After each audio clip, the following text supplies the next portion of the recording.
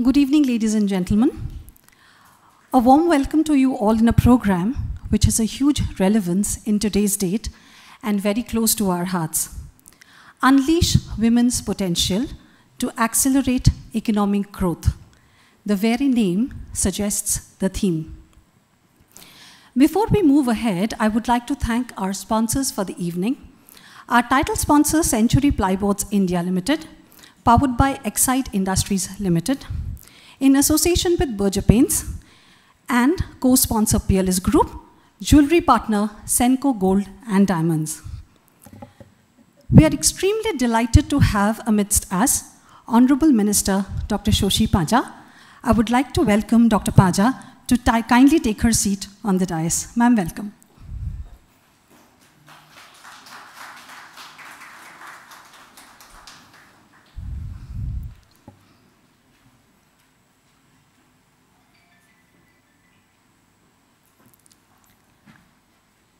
I would now like to welcome Mr. Anup Hoon, Chairperson, Marketing and Brand Committee of the Bengal Chamber, to kindly take your seat on the dais. Welcome, sir.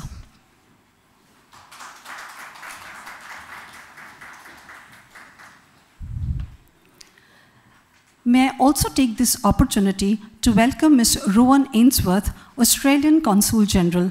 Ma'am, welcome. Kindly take your seat on the dais, please.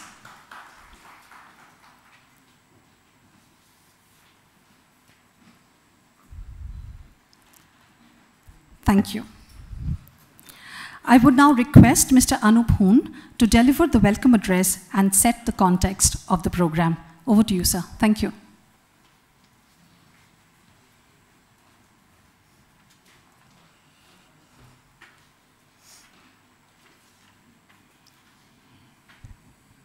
Good evening, ladies and gentlemen. On behalf of the Bengal Chamber of Commerce, and more particularly the Marketing and Brand Committee, let me extend a very warm welcome to you on this Saturday evening. Saturday evenings can be challenging, and thank you for taking out time to be with us.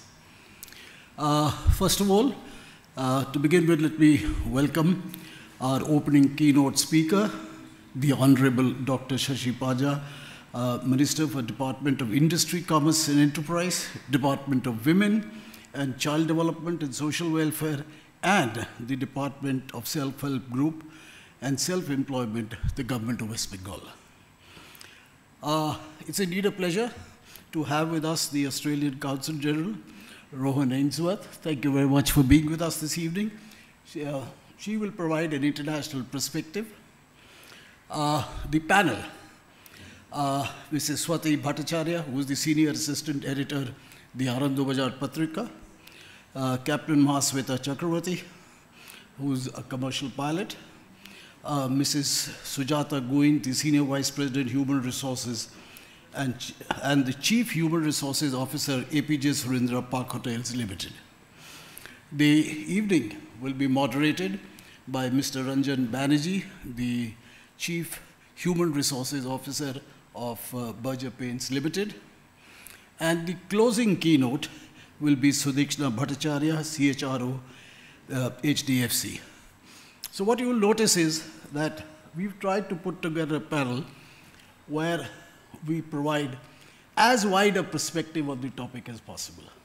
So we've got government, we've got media, we've got aviation, we've got the service sector, we've got hospitality, we've got manufacturing sector, and an international perspective.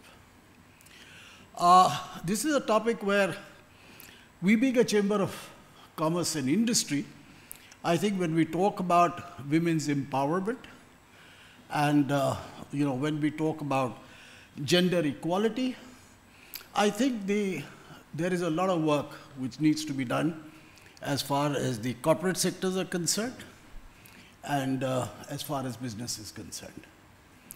It's not to say that organizations have not been working on it.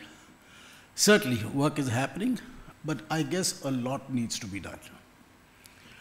There are companies who stand out and who've done marvelous jobs.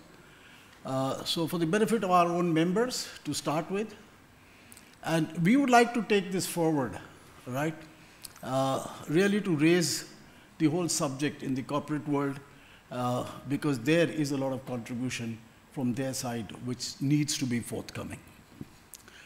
Let me begin by, talking about how we thought about all this. So 2015, 193 nations got together at the United Nations and signed these 17 goals sustainable development program, 17 goals. Goal number 5 was about gender equality. And they said, if in 15 years by 2030, across the globe, very ambitious, if gender equality was achieved in opportunities, employment, and discrimination was out of the window,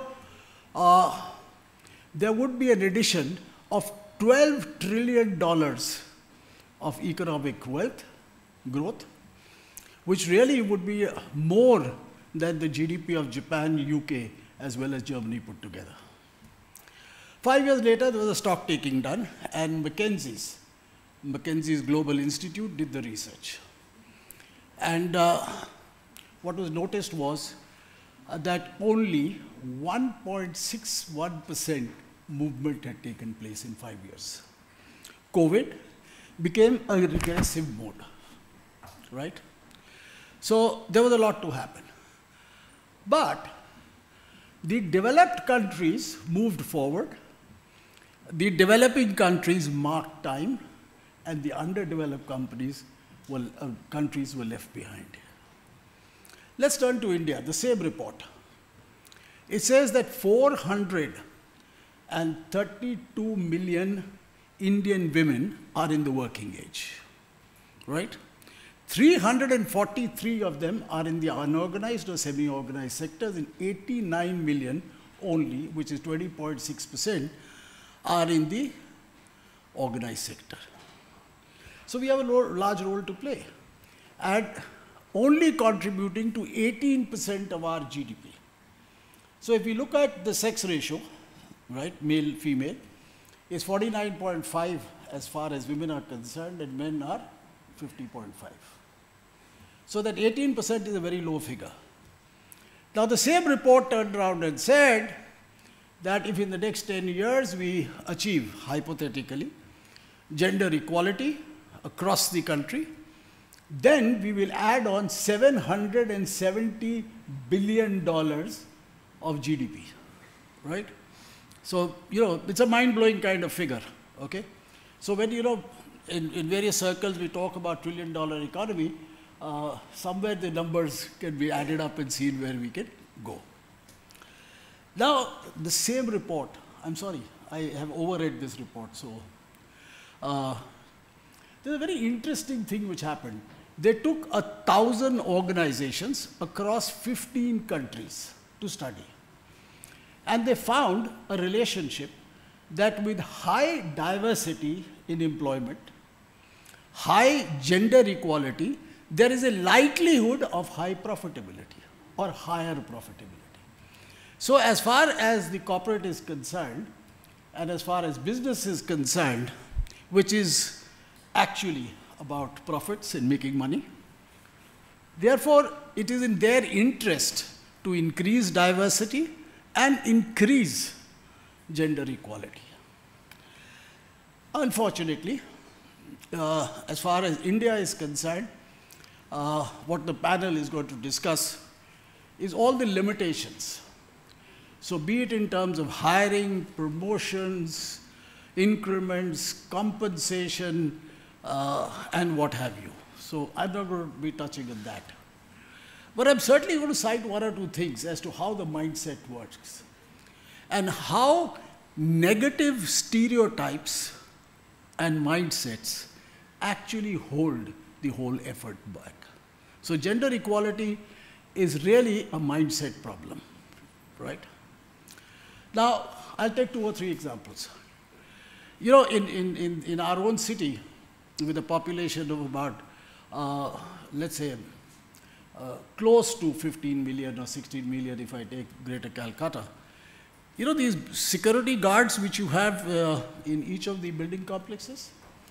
So I happen to have tried this a number of times, and whenever there is an agency which comes and pitches for it, so I said, can I have a lady guard during the day?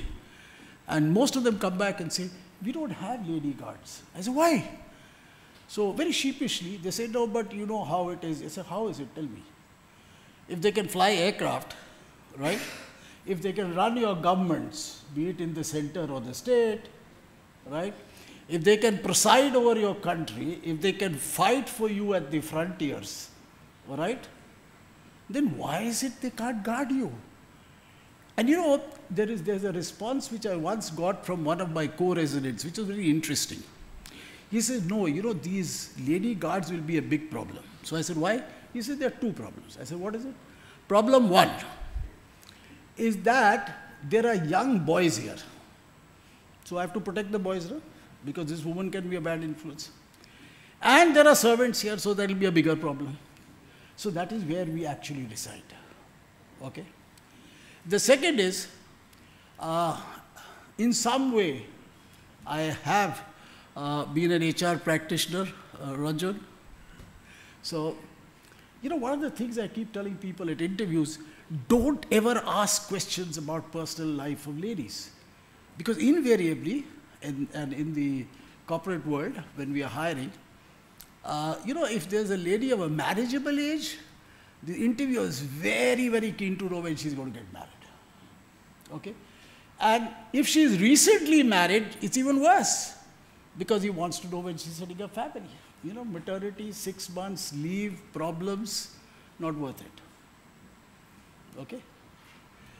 So I think, you know, when you look back on all these issues which are there, I think the corporate mindset needs to change. We got to rinse the past out of our system. Okay? So, and if the Chamber has taken this evening about unleashing women power, then I feel, you know, this is just a beginning, and as a Chamber, we need to pursue this and pursue this very seriously. Alongside, I happen to be a very proud father of 2 daughters, right? Both professionally engaged, and I have 3 grandchildren. So they are both navigating the turbulent waters of the corporate world, you know, trying to get work-life balance, see that the promotions come, see that the career moves forward. And I keep hearing from them a lot of things which is very disheartening, right? I think of my own mother, I think of my sisters, I think of my wife. And I said, do you think we are fair people? And very, very loud inside my conscience, something screams up and says, no. I'm going to introduce to you something this evening. Many of you might have heard about it. Something called BWBW. Has anyone heard about BWBW? No. BWBW is bringing women back to work.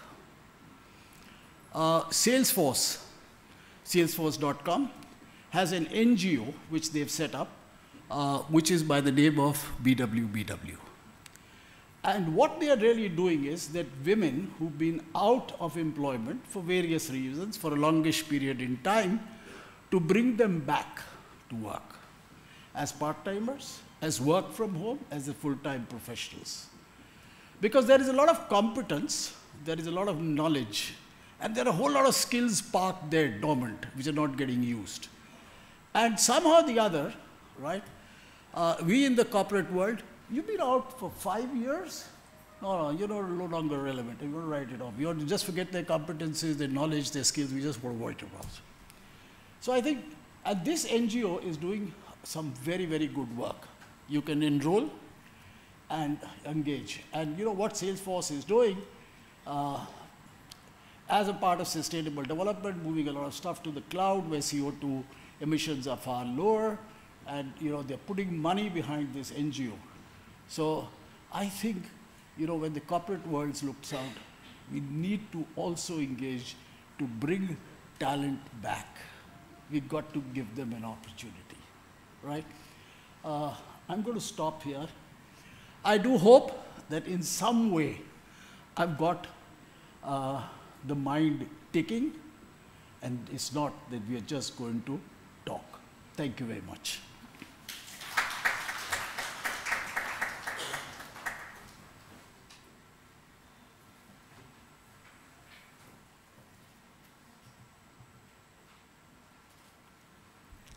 Thank you very much, sir. We are honored to have amidst us Honorable Minister Dr. Shoshi Paja, who is our esteemed opening keynote speaker. Dr. Paja is in charge of the Department of Industry, Commerce and Enterprise, Department of Women and Child Development and Social Welfare, and Department of Self-Help Group and Self-Employment, Government of West Bengal. Dr. Paja did her MBBS from RG Kar Medical College and Hospital in Kolkata with specialization in ultrasound and infertility practice. In 2021, she was sworn in as a cabinet minister with the portfolios of Departments of Women and Child Development and Social Welfare. Two more departments, Departments of Industries, Commerce and Enterprises, and Public Enterprises, and Industrial Reconstruction were added to her portfolio in 2022. May I now request ma'am to please deliver the opening keynote address. Ma'am, you can speak from there.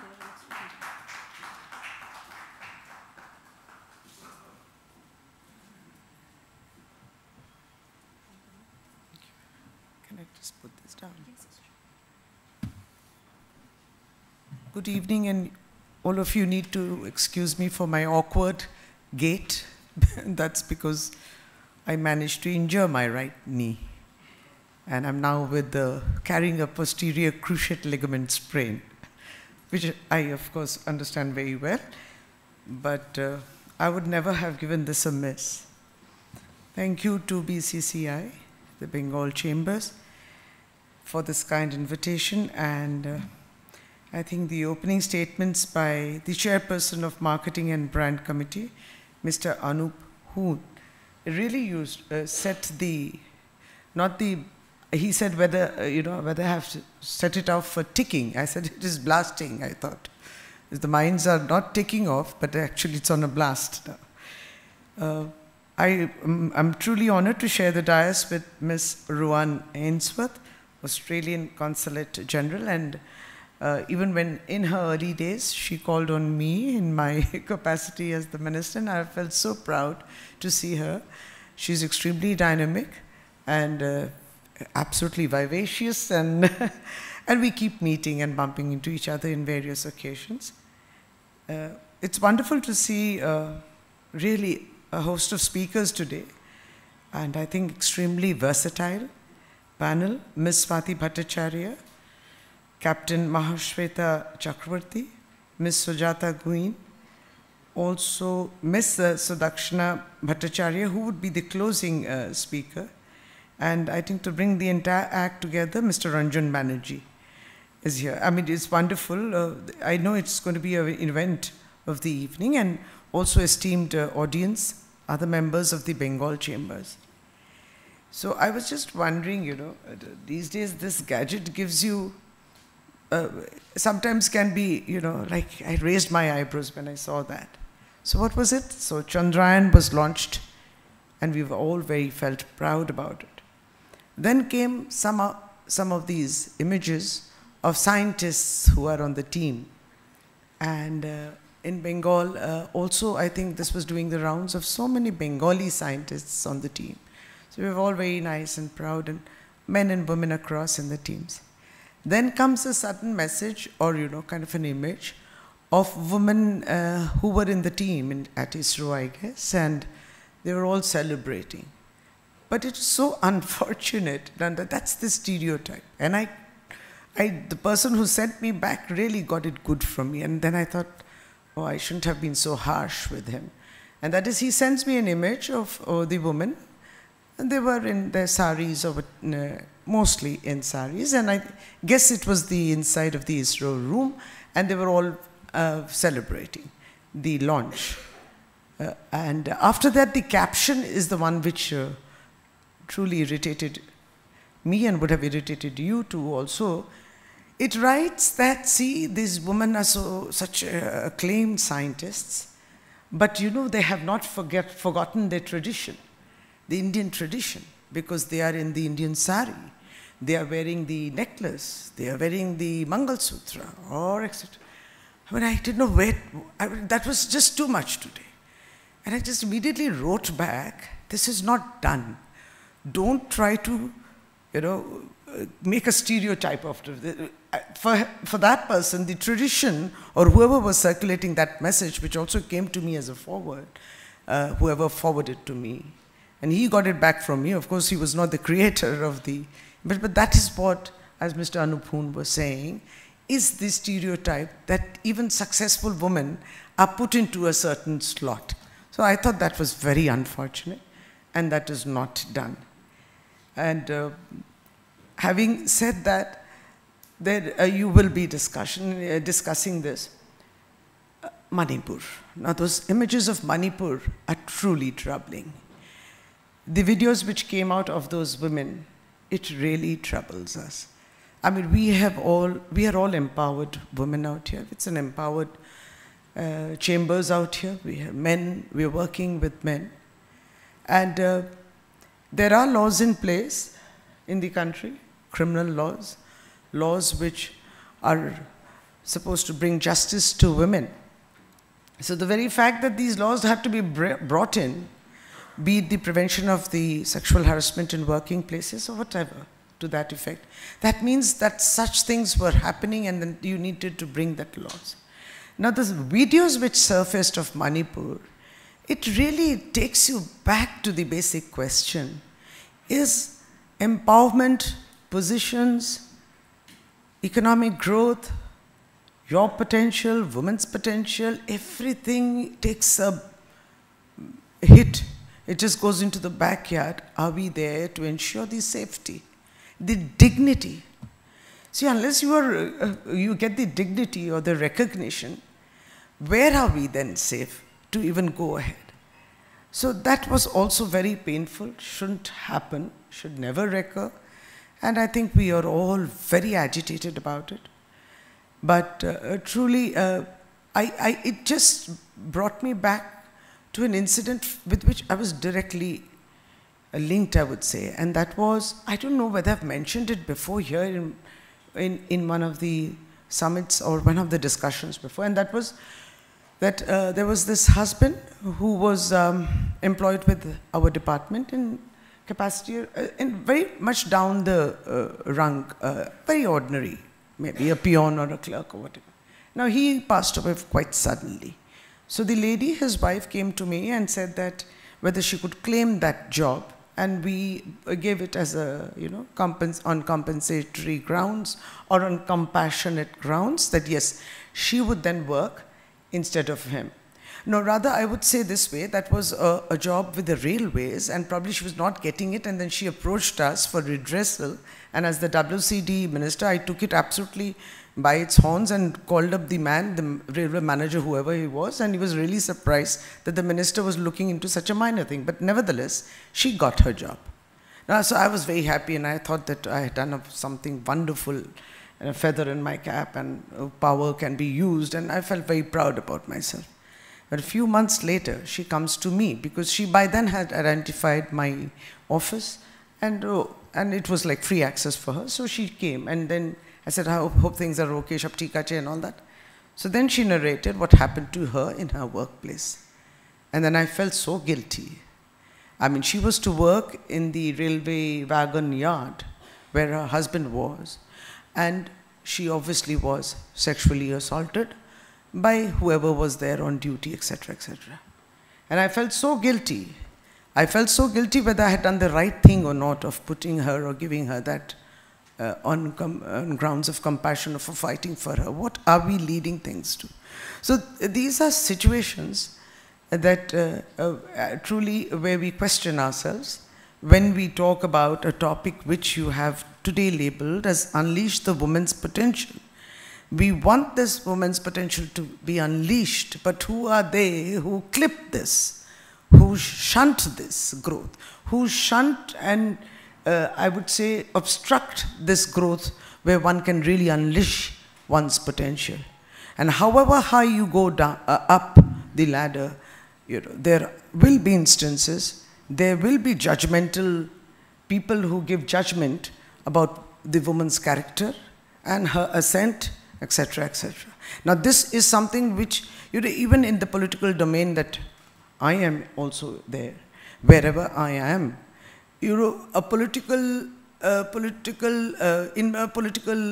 I would say, a decision, or be it a political work, somehow if my colleague who is a man, a minister, probably I can feel that gets a priority much more than what I would be saying. I mean, it's a more, I would say, a more effort that we have to put in, a bigger fight that we have to fight to establish that, no, I think I am superior than him, or my views or my work is better than him. So this is the stereotype that we are all fighting.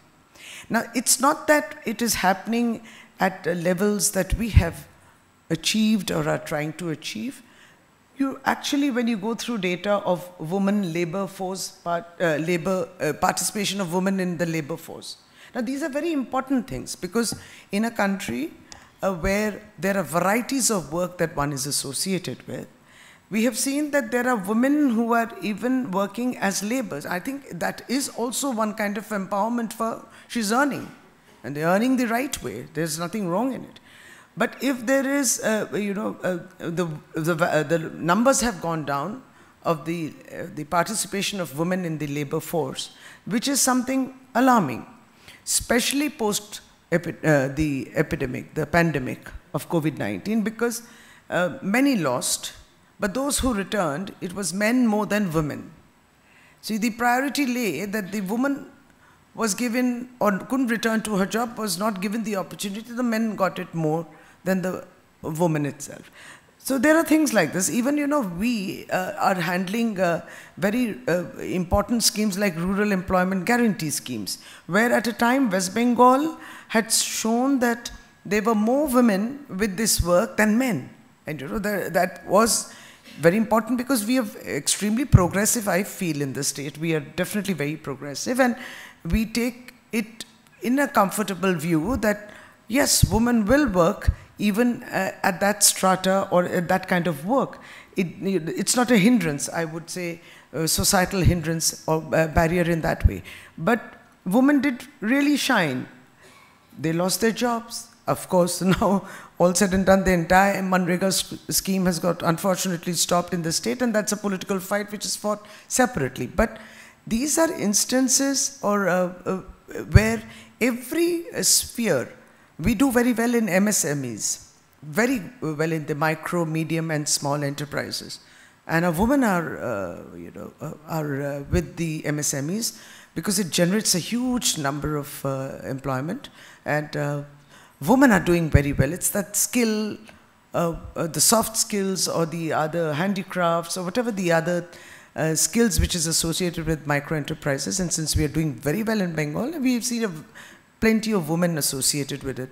Mr. Anup Hun, quite wrongly, I have not no more self-help group. I was for a year. Now there's another minister there. But these self-help groups also have been given a huge thrust from the Bengal government vis-a-vis the loans and vis-a-vis the capital, the working capital that they need. So we have almost 10 lakh self-help groups, which obviously contain only women. So all said and done, there are many such schemes, women empowerment schemes, which the duty of the government is to show and give that perception, and to execute, to build that perception that yes, women are prioritized. So when there is a perception with the scheme like Kanyasri, where you are empowering an adolescent girl, when not in Calcutta, but in the districts, you too travel to the districts, and you see the girls in that cycle. That is a tool of empowerment. Even the very fact to get to the school or to get to the college, especially during rainy days and that muddy roads maybe, but that bicycle is the tool for empowerment. So that goes by the scheme of Shobul Shati. So that is to encourage that the girl, now of course boys also get it, do not drop out of the school. So the very basic things which I think all girls or women first need to get is the dignity, the recognition, and of course the education. Now fortunately, even in this state, we've just got over the panchayat elections. So every district has a Sabhadipati. So he or she will be the top person in that district. So that also goes through a certain election and they all stand up as candidates. Now, after winning, obviously any political party which wins has and gets the majority will obviously then nominate the Sabhadapatis. So we feel very proud that leaving out Kolkata, out of the remaining districts which went, the 22 districts which went to polls, 14 are going to be ladies who will be Sabhadipatis. So this is something, this is the signal which goes out from the political party which wins, which gives that priority and said, yes, 14 of the women who have won in various as candidates in these districts are going to be appointed as Sabhadipatis. So that kind of leadership which scope which has also been given is also, I think, very important, because we also have 50% reservation. So it is also political empowerment. To give political empowerment, that 50% reservation to be candidates is also very important. It's all over the country. Most of the states have now adopted it, and we have also done it. I mean, this was the third election where 50% reservation had come in, and we have number of villages where the Pradhan is a woman. We have number of Panchayat Samitis where the woman is the leader, the head, and of course the district head too. So huge scope. And I think that political empowerment also generates not only confidence in the society, confidence in the woman around her, and also allows a very comfortable dialogue for women to approach with their problems. So I feel, I mean, we can go on and on about it, that there are positive things which are happening. But at the same time, sometimes we continue to live in a kind of a duality, where a woman is worshipped as a goddess, but at the same time, we also go through an element of suffering. I mean, look at I said the COVID has taught us so much. Something very good which COVID has taught us, but somehow we are all reversing, and that is a public hygiene issue. And that was that during COVID, due to the masks, people stopped spitting on the roads. Now, the moment the masks has gone off, again they have. I mean, I don't know how we handle this public hygiene issue, but it is very important. From medically also, with tuberculosis or any kind of other such respiratory infections. But that COVID-19 pandemic, I mean, I just kind of deviated a little bit. I wanted to say was that incidents of domestic violence increased.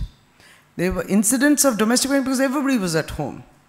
Usually when people go out, I think the interaction to commit that kind of a violence those hours were less. But with everybody at home, we had lots of incidents of domestic violence. This is all over the country. The studies show that. Unfortunate. And as domestic hours that the lady devotes, despite going out for work, unpaid. As caregivers, unpaid. So these are work for which the lady is not paid. These are hours that are devoted, for which sometimes access to maybe reading a newspaper also gets deprived. You see, unless you are adept, unless you are up to date, you have to read the newspapers, you have to be informed about the world, there's access to information. There was also this study as to how many of the women in comparison to men had access to internet usage. So somehow the numbers we fall behind. Having said that, we share an equal number of population figures and percentage. But again, internet usage by women was much less. But yes, things are coming into place. Empowerment does vary from state to state because of attitudinal changes. We know all that. So the potential is always there. Men have potential, women also have potential. But resources have to be provided to both for them to augment their skills, their potential, to unleash that potential, I feel. And I think this is a subject which we can continue to work on. And I'm so happy that we are speaking about this. And openness has come in, you know. There are lots of issues, I think, where women do not expect kind of sympathy, but there are certain physiological issues which women go through. And you know, in an interview to think that marriage was a deterrent, her future childbearing would be a deterrent, her menstrual days will be a deterrent, and we need to just get over all this. We need to also start talking about it. There was this lovely project which was coming up, but anyway, it didn't happen. This was in my WCD early years, and we were talking about fish otherwise, which is pulled up for eating, etc. That's another thing. But there are fish which can be used for jewelry making. So the idea was that along the river, you needed to employ women who would do that, you know, that kind of fish jewelry making and extracting whatever of the fish, etc., etc. So that needed long hours of work. So the work that time was, I mean, the challenge that time was, what do we do to provide a toilet? What do we do to provide a place where she can handle her menstrual hygiene problems? So those were like taboo. No, you can't talk, only, you know, hush, hush, we have to speak, alag se, we will have to handle it, alag se. We need to cut across all that, because that is the physiology which a woman is born with, and that is a physiology that we handle, and we need to go ahead with it, and everybody needs to understand that. So that understanding was required, and then we went on to bio-toilets or whatever. So this is something that evasion of any particular topic does not help in unleashing that woman's potential. And I think a concerted effort from all brings us all together for that empowerment. Thank you. Have a good evening.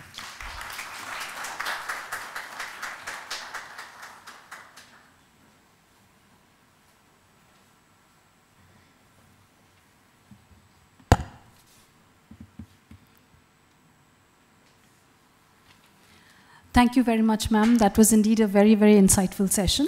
May I now request Mr. Anup Hoon to kindly hand over a small token of appreciation from our end to the Honorable Minister.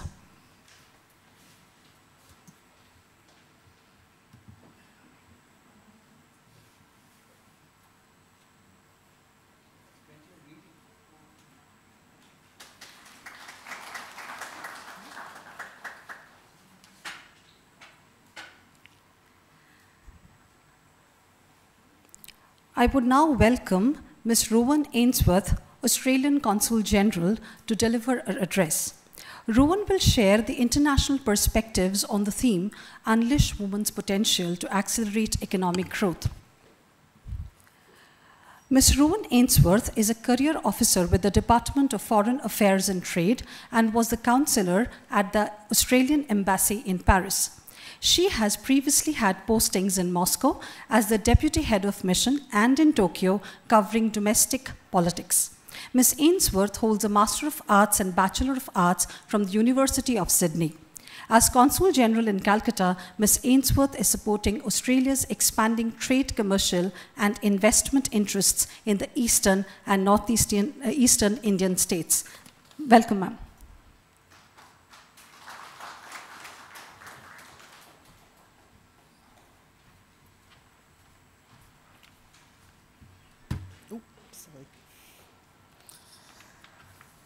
Well, a very hard act to follow, Dr. Panja, thank you. I'm put in an unenviable position here, but thank you very much for your words of wisdom. Thank you very much for the invitation here this evening and for the opportunity to speak on this topic, which is, of course, very close to my heart. Some of you will know I have spoken on similar issues before. Gender equality being very much a priority for the Australian government. And why is that so? Because women's rights are human rights, and respecting human rights and freedoms, of course, make the world a safer, more secure and more prosperous place. You might be aware that we at the Consulate, we have a very modest program which allocates funds to community projects called the Direct Aid Program, or DAP.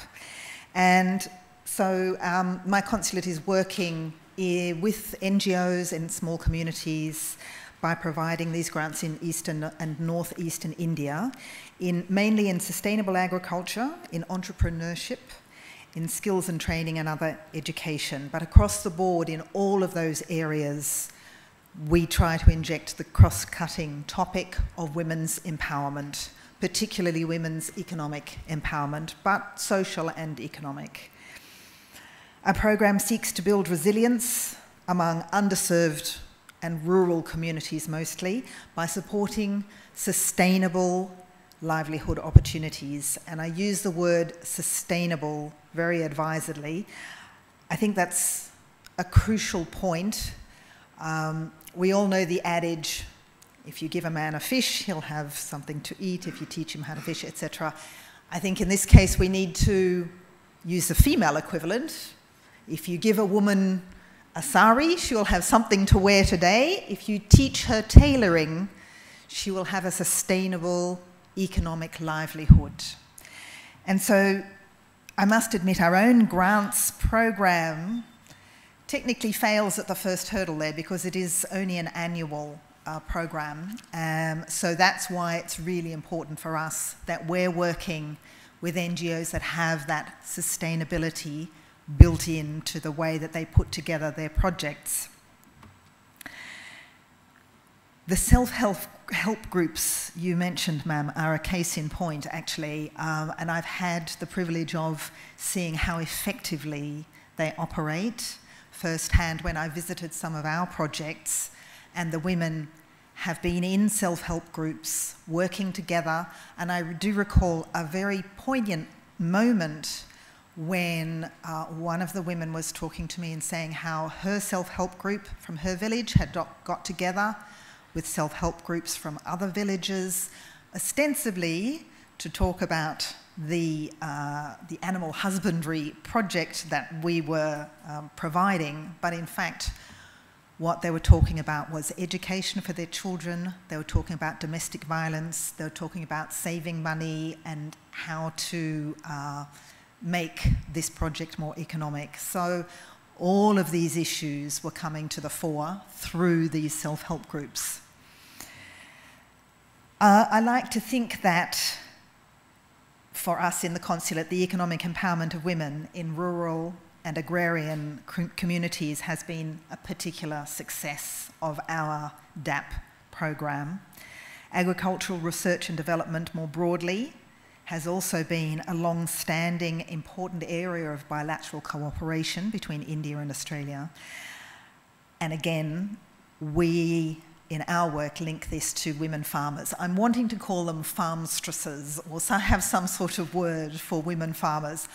One of the other things was that the women farmers we talked to didn't recognise themselves as farmers. They didn't have that label.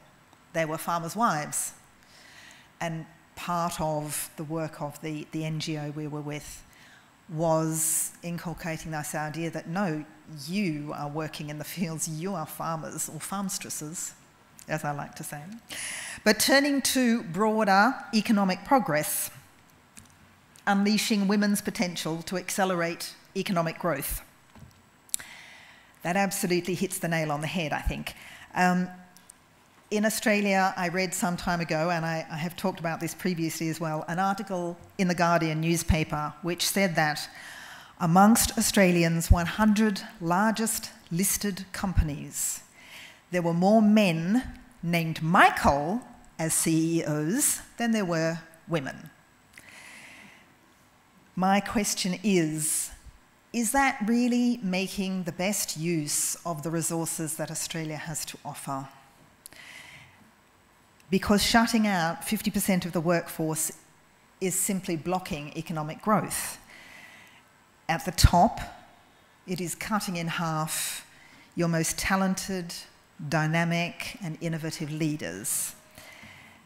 And to your point, Mr. Hoon, it is absolutely stopping economic growth. And following on from your experience with female security guards, I have to say I recall an occasion when I was on a submarine in another country, and I was being shown around and introduced to the crew, and there were no women. And I said, "Do you not have women submariners?" And I was told, "Well, we don't have any facilities for them. It's a small, submarines are very small." Actually, this one was huge. I have to say it was 4 stories high, which is kind of unbelievable in my mind. But anyway, submarines have very limited space. The crew all have to sleep in bunks. We don't have the facilities for women submariners. And these kind of excuses, I really feel, have got to go. Build the facilities then. I mean, it's not rocket science. You have to make room for women, yes, because traditionally they've perhaps not been there, certainly in some professions. It doesn't mean they can't be. It just means, yes, you need to adapt, and companies need to adapt, and organisations need to adapt, and our thinking needs to adapt. Yes, the statistics in India you mentioned, I did find that astonishing. Fewer than 20% of women in the organised paid workforce, and that figure has been declining. How can this be so? I suspect there are numerous factors at play here. One of them is possibly, as you mentioned, the big hit that women took with COVID. Another is possibly, precisely as our farmstresses showed, women not actually being recognised in the workplace. Thirdly, many women, even post-COVID, working in the informal sector, which waxes and wanes at any given moment. And thirdly, I think women don't identify themselves as employed if they are working, for example, for their families or in this kind of situation. I'm hoping some of the more positive factors are economic prosperity, meaning women can choose not to work and do the unpaid work at home with their families, and possibly education and training, that women are moving into education and training out of the workforce, but to better future prospects, perhaps. But the bottom line is that one way or another, it's clear that there's no shortage of women's labour. It's just women are working, they're not being recognised, and importantly, not being paid for that work. Wouldn't it be great if both men and women could have equal access to productive assets, financial services, markets, credit, banking facilities, and participate safely in the formal workplace with fair and equal remuneration, as well as participate in family life and care responsibilities? And I'm sure if you've heard any of my talks before, you would have known that I have a little bee in my bonnet about the idea of paternity leave. One of the big issues women have is their careers are stymied by maternity leave. They don't progress or they leave the workforce. And I think one part of the answer to that can be paternity leave, which is mandatory for men. So they have caring responsibilities at home for their children equal to the mothers. Mothers obviously physically require maternity leave to recover from the trauma of birth, but both can share in the childcare responsibilities later. And I feel like it would be helpful because it will mean that men's careers as well have that same interruption to care for children. But I know I'm looking at this from the outside. I'm looking at it with Australian eyes, with foreign eyes, and I don't have the insights into the situation here that you do. So I'm very interested to hear more on the panel discussion about what is the situation here and what are the real impediments you face and what are the solutions to those. I know in my workplace we introduced flexible working. I know that COVID introduced work from home for a lot of us. So there are things that can be done, but these might not be the solutions in this situation. So I'm looking forward to the discussion this evening and to learn more about your thoughts on this important issue. Thank you.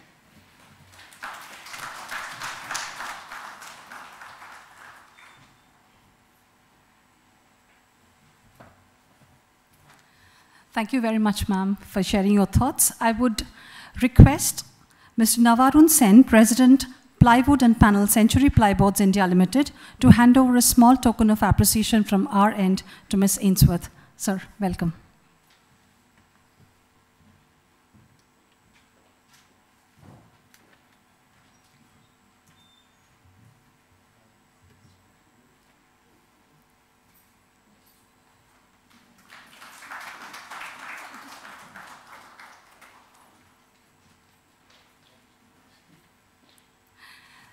Thank you very much, distinguished guests. Request you to kindly take your seats in the audience. Thank you very much.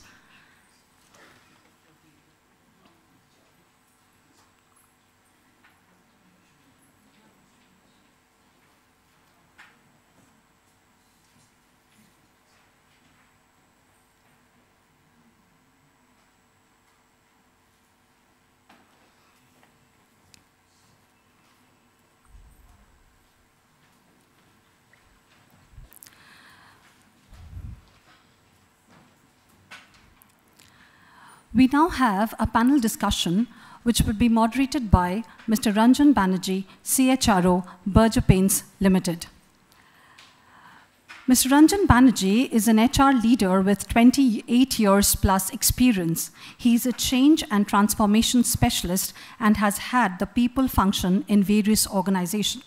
He is presently the Group Head, Human Resources of Berger Paints India Limited. Mr. Banerjee has been in HR leadership roles in several large Indian conglomerates and leading foreign multinationals across sectors. He has worked in organizations such as Vodafone, ITC, Park Hotels, Bata India, United Breweries, RPG Enterprises, Shrey, Aditya Birla Group, and Epsilon Carbon. Welcome to on stage, sir.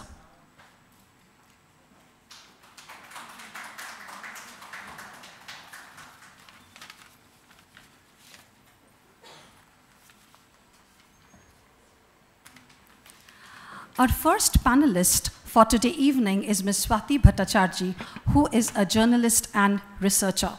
She works for the editorial page of Anandabajar Potrika. The area of her work is health, agriculture, gender justice, and other themes related to poverty alleviation. She has an MA in philosophy from Jadavpur University and a PhD in social science from Tata Institute of Social Sciences, Mumbai. She was a Fulbright Fellow at the APJ Poverty Action Lab, MIT. She is the president of the Indian chapter of South Asian Women in Media, a network of women journalists across SAARC countries. Welcome, ma'am.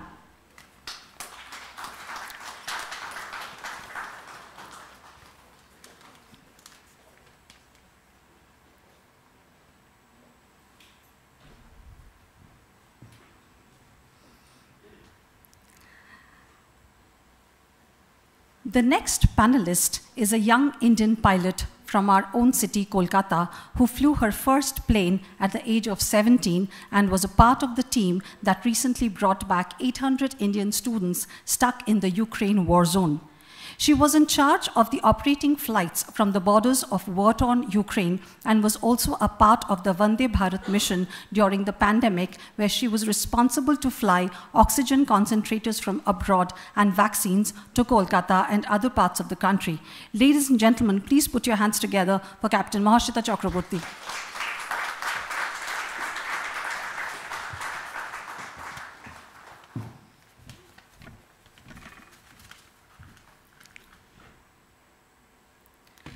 The final panelist for today is Ms. Sujata Guin, who heads the people function at APJ Surendra Park Hotels Limited, which includes the hospitality division of the Park Hotels, zone by the Park Hotels and retail segment of Fleury's.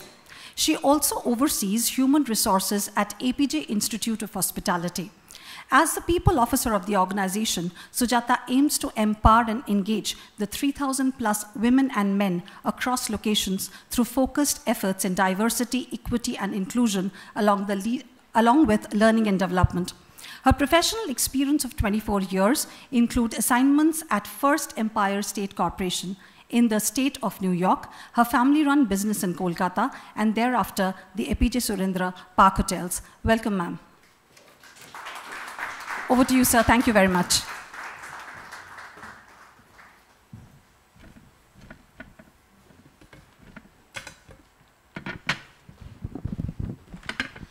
So good evening and welcome. I think it's lovely to have all of you here, and I must once again thank Honorable Minister Dr. Shoshi Pandya for being here and your wonderful insights, as also our Australian Consul General for your insights as well and your very insightful perspectives on the international arena. So here we go. We've been quite excited and prepared for this for over a week now. And so the first question to you, Sujata. The Credit Suisse Gender Diversity Report highlights that women representation in leadership positions in India is 18%, but only 6% are on the boards as chairpersons. Why is this so, despite all of us knowing that gender diversity has humongous economic payoffs?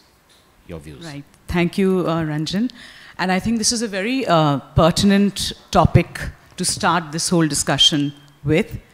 But before I get into the reasons and, my own personal experience, all of us, I will like to, just take a few minutes to, actually share with you some statistics which I think are really, really concerning, alarming. I mean, today we talk about India that is so progressive. We are all over the globe.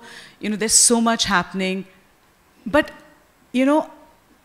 in 2005, according to the World Bank, the World Economic Forum, 32% of Indian women were in the paid work, basically part of the labor force in the country. Today, 2023, we are less than 20%, it's exactly 19.2%.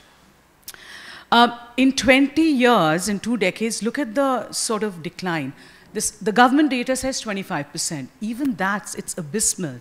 I mean, we're sitting in an age where everything is moving at fast, breakneck speed, and here we are.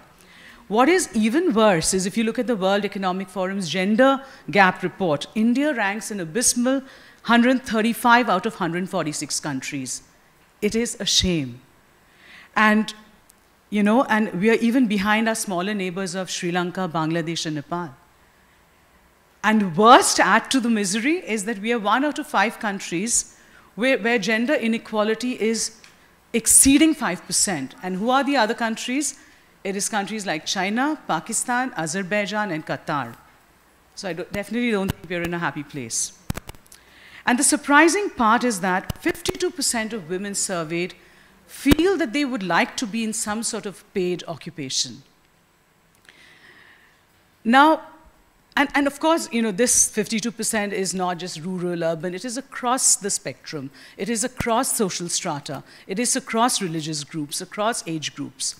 So now when we come back and we want to talk about why such less women participation in the workspaces, I want to go back to the very basics. The very basics of the society that we are actually, functioning in.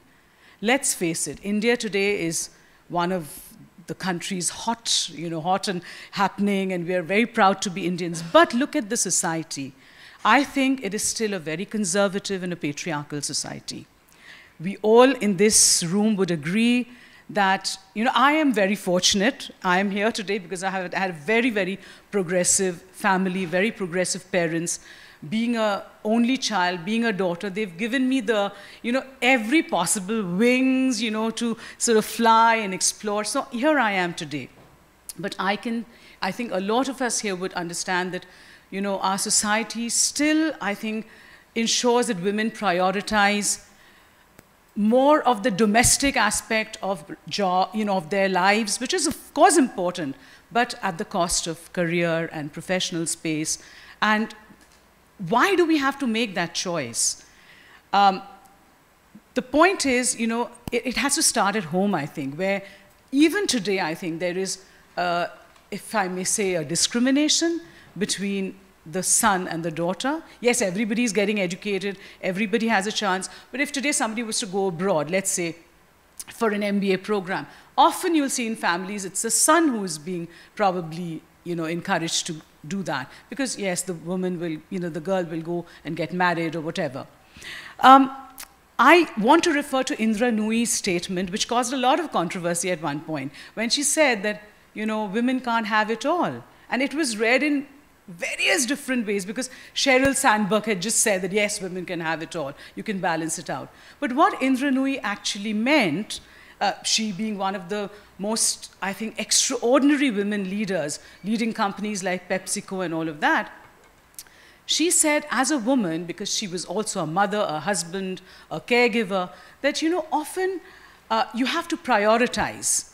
Someday your organization, your work is going to be absolutely top-notch. You'll have to forget everything else. Someday, you'll have to attend that parent-teacher meeting, which is really important, or you'll have to attend to somebody who's hospitalized. And that is what she meant when she said you can't have it all. But that doesn't mean you get out of the game and you get out of the race and give it all up. You have to prioritize.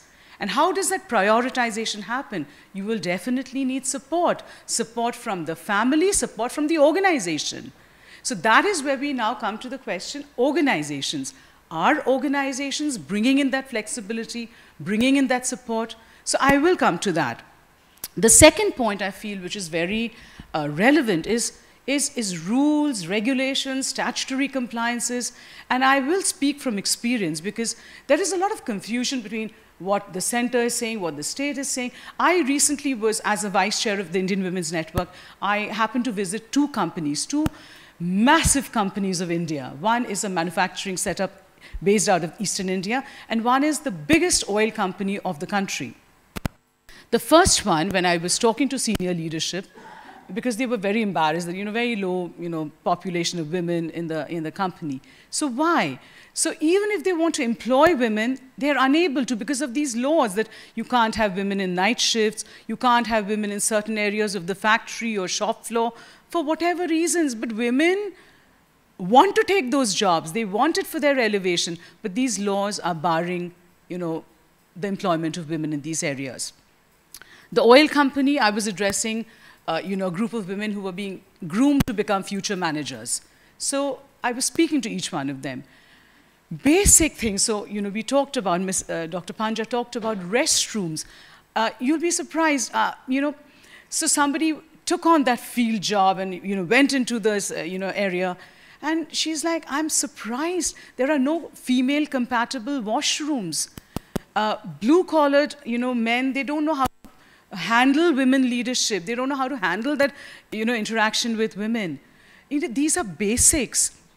Or sometimes it's too much of caring and too much of, patronizing. So they want a transfer, but probably the manager thinks, oh no, she's probably a working mother. Maybe somewhere down the line there's going to be a hiccup. We might as well give it to the man.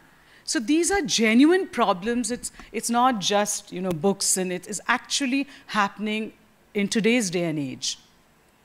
So, I think definitely this is something. And again, I would like to talk about some really, important big industries which still remain male bastions.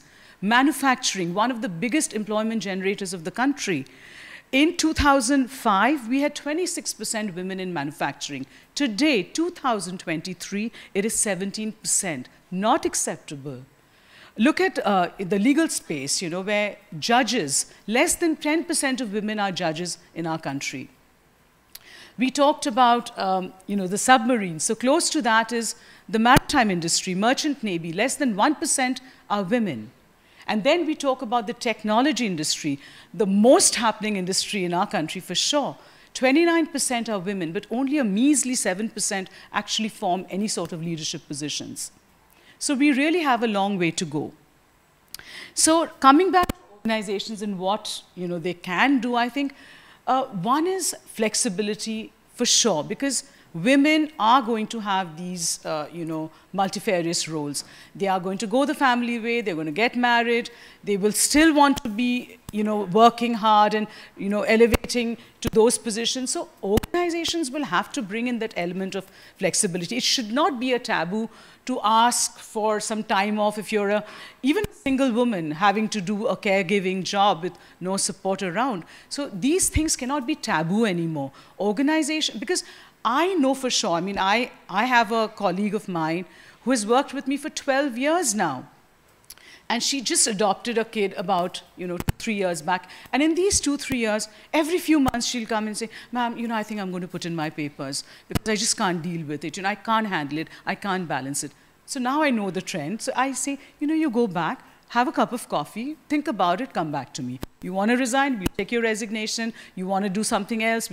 So each time this has happened, we've gone the part-time route. We've got, we've worked it out. 12 years and she's still with me, and she's an amazing person I never want to lose. So organizations have to, I think, that is the biggest thing, I think, now, because flexibility and support, things like maternity benefit, childcare options, these are non-negotiable anymore. This, I mean, most organizations are doing it, but I do know that there are a lot of organizations that don't still, and we have to make that a reality. Another thing which I feel is that, a lot of women choose to take career breaks, and they don't have any option. Maybe the maternity, or maybe caregiving. So organizations need to have a really structured plan, like we have an entry and an exit plan, a re-entry plan probably. How are we going to allow women to come back? How are we going to integrate them back into the workspace?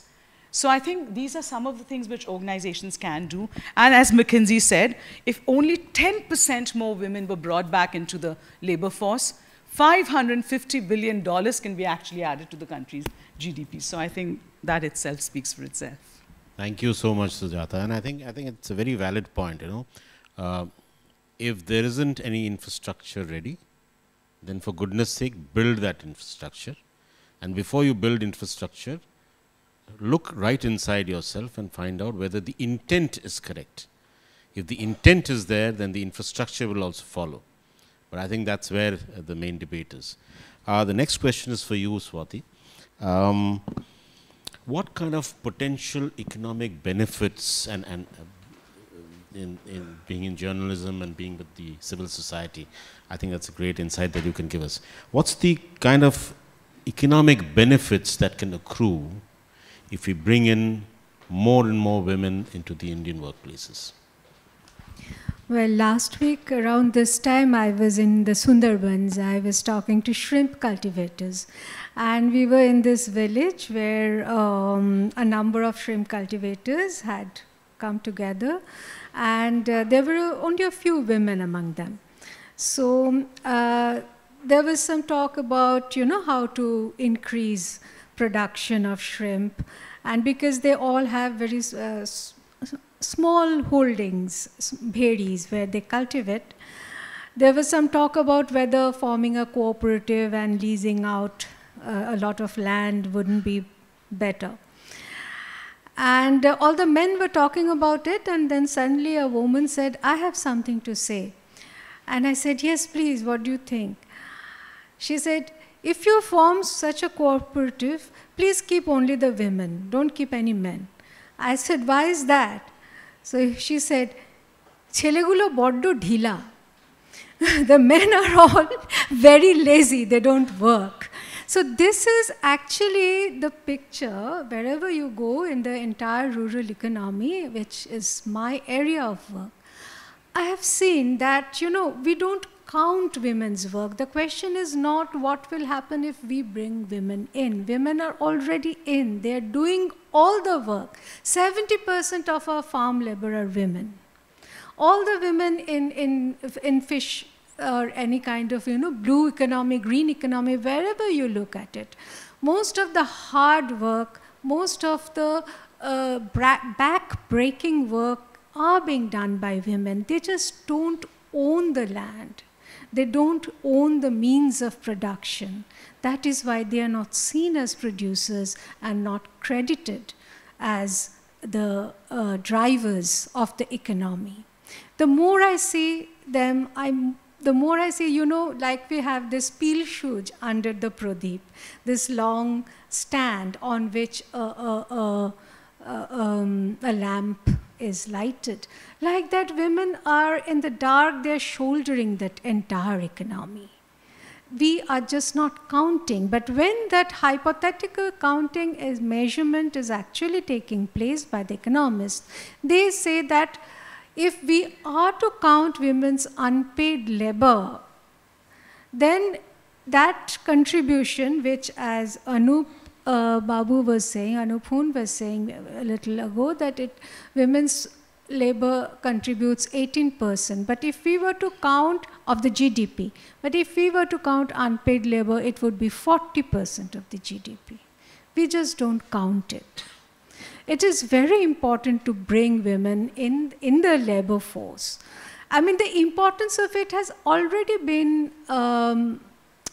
explained by so many speakers before.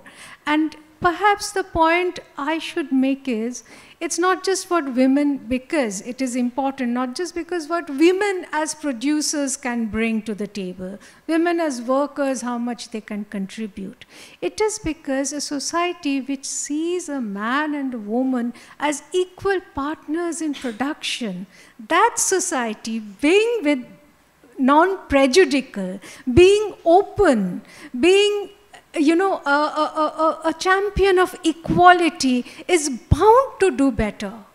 That is the society. Why should a man want to live in a society which does not pay the full respect to the women? So it is the fact that every company which has in its board of at least one woman in the executive board has on an average done much, much better. This is borne out by a study which was done in the US and in the UK and in India at the same time. If you want the name, I have it here somewhere. What Grant Thornton had done this study. I found it in a Guardian report. So they perform much better when they have at least one female executive on board. But I don't think it is because what that one female executive is doing. It is because the company, which understands the importance of getting diverse views of not just gender, but race, ethnicity, if we can rise above them, of course we can perform better. The question is not of whether a woman can do as well as a man can do. I mean, that is the way economists make us think. But as men and women, as citizens of a free country, we are to ask, why not women? The question is not why women. The question is why not women, damn it. But why don't we deserve to be the same? It is a very screwed system which has made us believe that a woman has to do something special, or the society has to do it something special for a woman to do the same job as a man, to follow her life exactly as she wishes to follow it. So we should turn it around and ask, why not women? Thank you so much, Swati. The next question is for you, Mahashweta. Being a commercial pilot yourself, and I think this is something you would have experienced, and therefore your insights will be wonderful. What specific steps do you think we can take to ensure that we are able to encourage more and more women participation in organizations and their working? So I belong to a profession where till COVID hit, it was 12% representation of my gender. Now it's reducing to 8. So I don't fight 18, I fight 8. It's nice. It's not a disadvantage, I feel. I feel I'm much, much more strong and powerful. That's how I look at it. The point is not equality, sir. I beg to differ. The point is equity. May I just try and explain what I mean by the term equity? It means if you have 10 chocolates, I have 2. It's not that you get 5, I get 5. It's like I am given another 6 more or 8 more, and you get nothing. The point here is, will the society accept it? Because if I do that, I am a feminist. I am branded. Right, isn't it? Am I speaking something out of the blue? No. As you said, I feel all these problem is not about representation. It is about our mental health, which is, as ma'am said, pretty screwed up. Women doesn't need a stage or a mic or a specific position. They are there till the time a woman believes she's there. And when she believes that she's there, no man, no other gender can stop her. If I am asked that my job is the moment I am born, my parents are now focusing how are they going to arrange the dowry to marry me off. Is it required for me to take further education after 10th class? If it is really important for me to go to college, maybe my brother can do a better job because he's much more masculine, or the physical strength is compared. I don't know, he doesn't have 6 packs, but still his masculinity is compared to me. Whether it is really important for a female to step out of the house, maybe she can do a better job at home, maybe the mother can teach a little bit of cooking, because at the end of the day you're a child reproducing machine. Well, we are pretty screwed up then. There's no point of discussing this any further. So if you ask me, the society that I belong to, I belong to an industry where I have stepped into a man's shoe. My question is, who did dedicate this is a man's shoe? I haven't. I haven't. And if I haven't, nobody else in the world matters to me but myself. The confidence is missing. The mental block remains prevalent. A very old proverb, I'm trying my best to translate it in English. Our grandmothers used to say, the old grandmothers, much, much more stronger mentally than today's generation, used to say, the roots, till the time a plant's roots let you grow to reach the sun and broaden itself up, keep that plant alive. But it gives rise to something as hollow as a bamboo. It should be cut off immediately. Unfortunately, from my grandmother's generation to my generation, we decided banyan tree is not important, but bamboo is much more important. Now, if coming to your question, what I can do in my industrial field where the representation of women can be focused on, the first thing I would say is to stop discriminating between genders. Yes, of course, it's a women-related program. I can very well start talking, why not LGBTQIA+. Nobody speaks of them. Until and unless suddenly, after decades, we feel, what have we again done? Just like once upon a time, females, we are not giving priority to another gender. We are humans. Intelligence strikes us a bit later, just like lightning. And when it does, it's too late.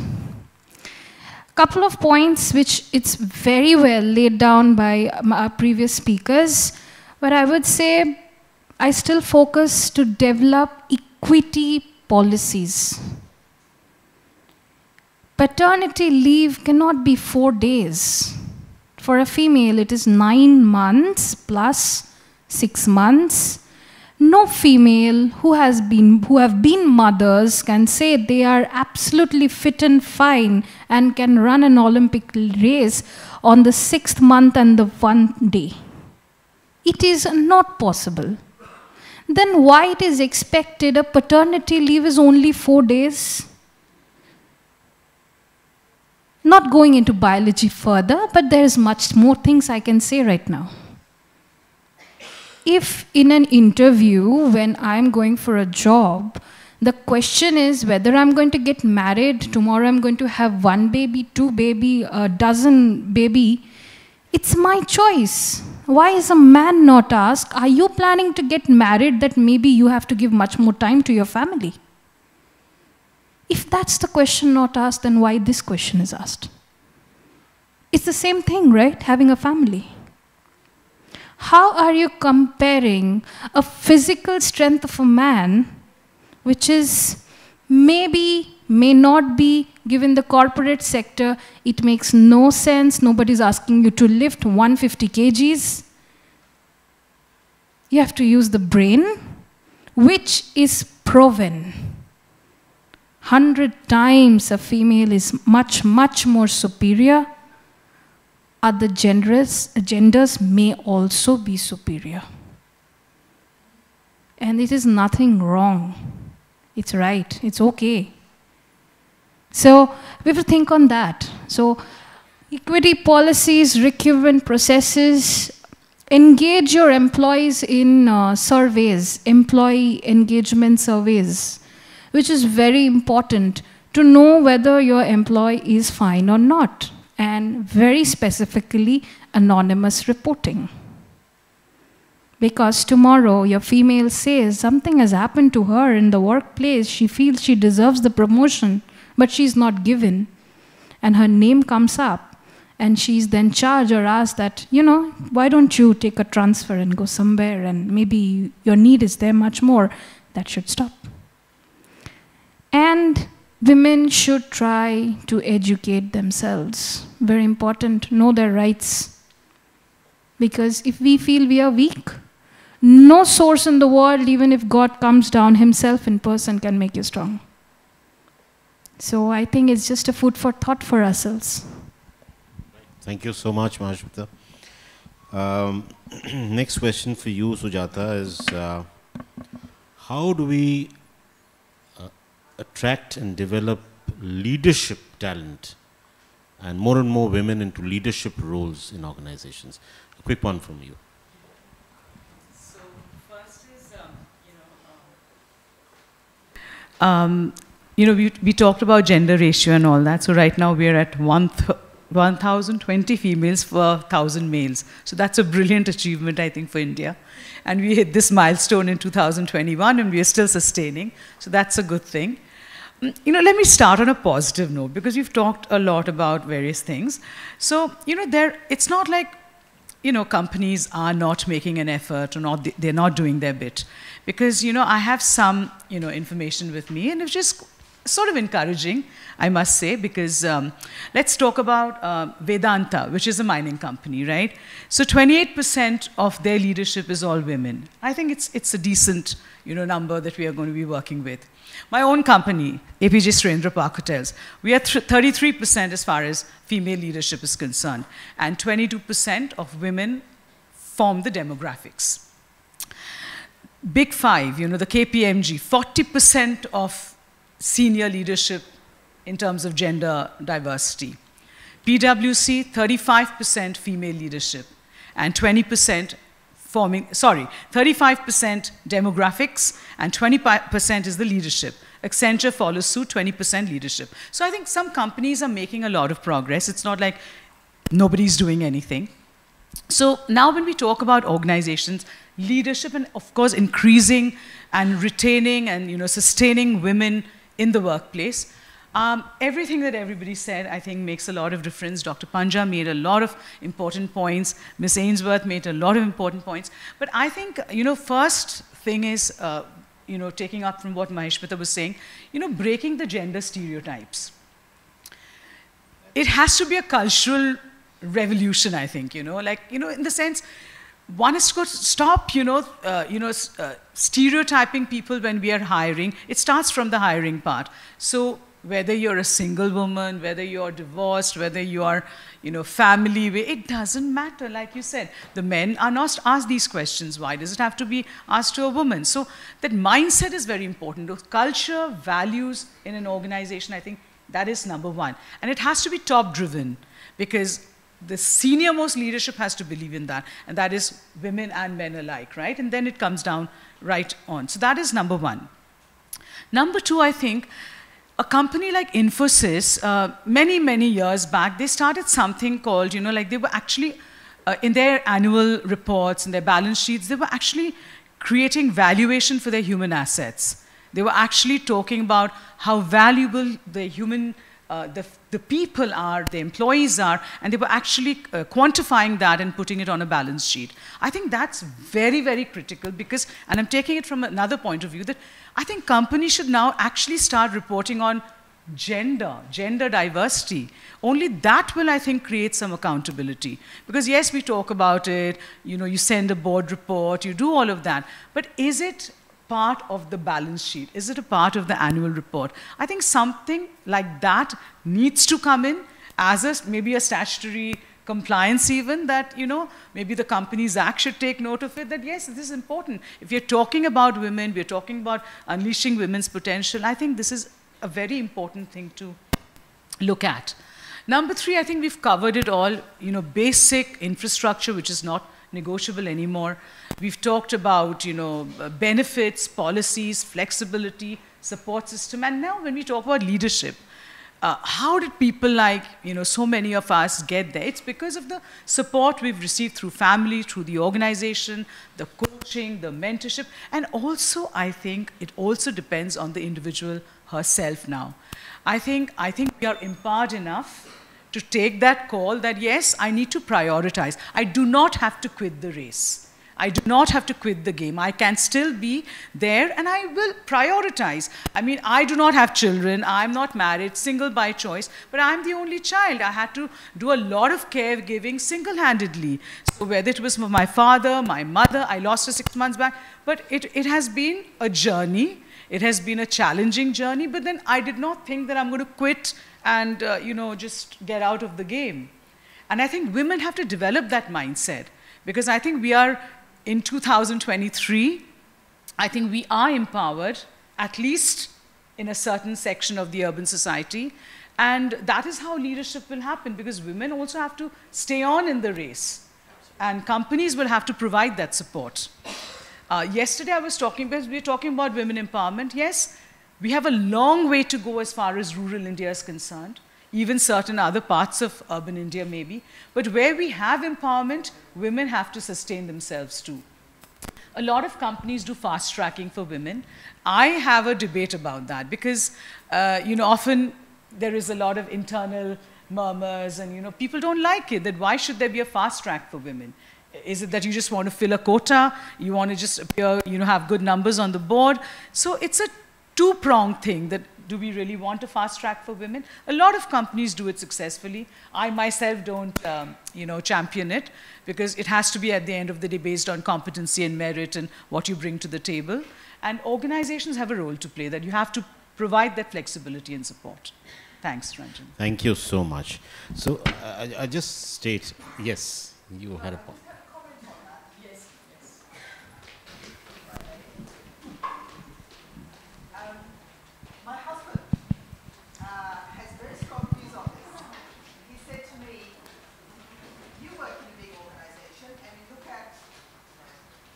So my husband's comment on precisely this, affirmative action for women, was you look around any big organization, look around the organization that I work in, 7,000 people.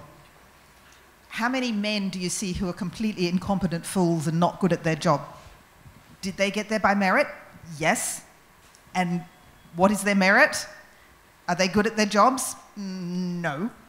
I mean, any organization has people who are at various skills. Fast-tracking women doesn't mean, saying that, oh, they won't have got there by merit.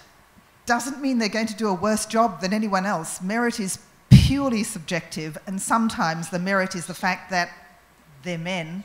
So I think there are different ways to look at it. Absolutely. Thank you so much for your perspectives.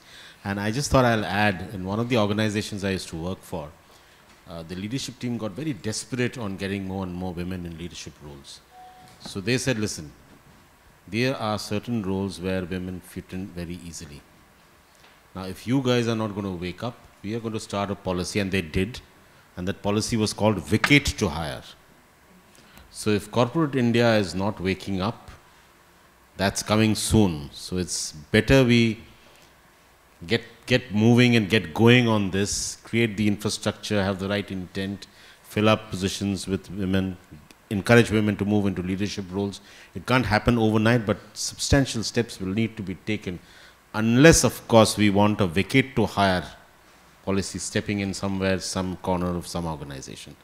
So next question, this one is for you. Yes. Oh my God. Sujata, you've kicked up the hornet's nest. Yeah, please do. It's very amazing. I mean, ESG, which is environmental, social, and governance, becomes mandatory from 1st of April next year. So all companies are running to get it done and, you know, filed and things like that. So which is the flavor of the day? About 10 years ago, the flavor of the day was CSR, right? So Section 135 comes in and, you know, all that happens. I think somewhere along the line, what you suggested, and that's something which I've really strongly believed in, that both diversity and gender equality needs to be reported, right?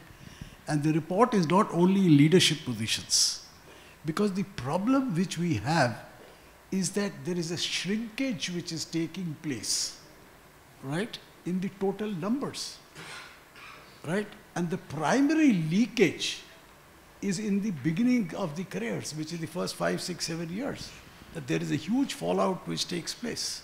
So the investment made by the country towards education, support, all that gets wasted. So it's very important, and you know, I think government needs to very strongly consider this, that it has to have a reporting mechanism, both of diversity. And you know, when I'm talking of diversity, I think it's very, very important to understand that the strength of this nation is diversity. Yes. That's what makes us special. And we must report diversity, right? So I'm not going to have X kind of organization. You know what I'm talking about. Don't want to say it. And gender equality, right? The opportunities that come with it. So it has to be part of a reporting which is there. Yes, and the absolutely. stock exchange, where, you know, and that's what hurts. You know, when the ratings go down, everyone runs for ESG because next year it comes in sight and your share price is going to get hit. Yes. Right?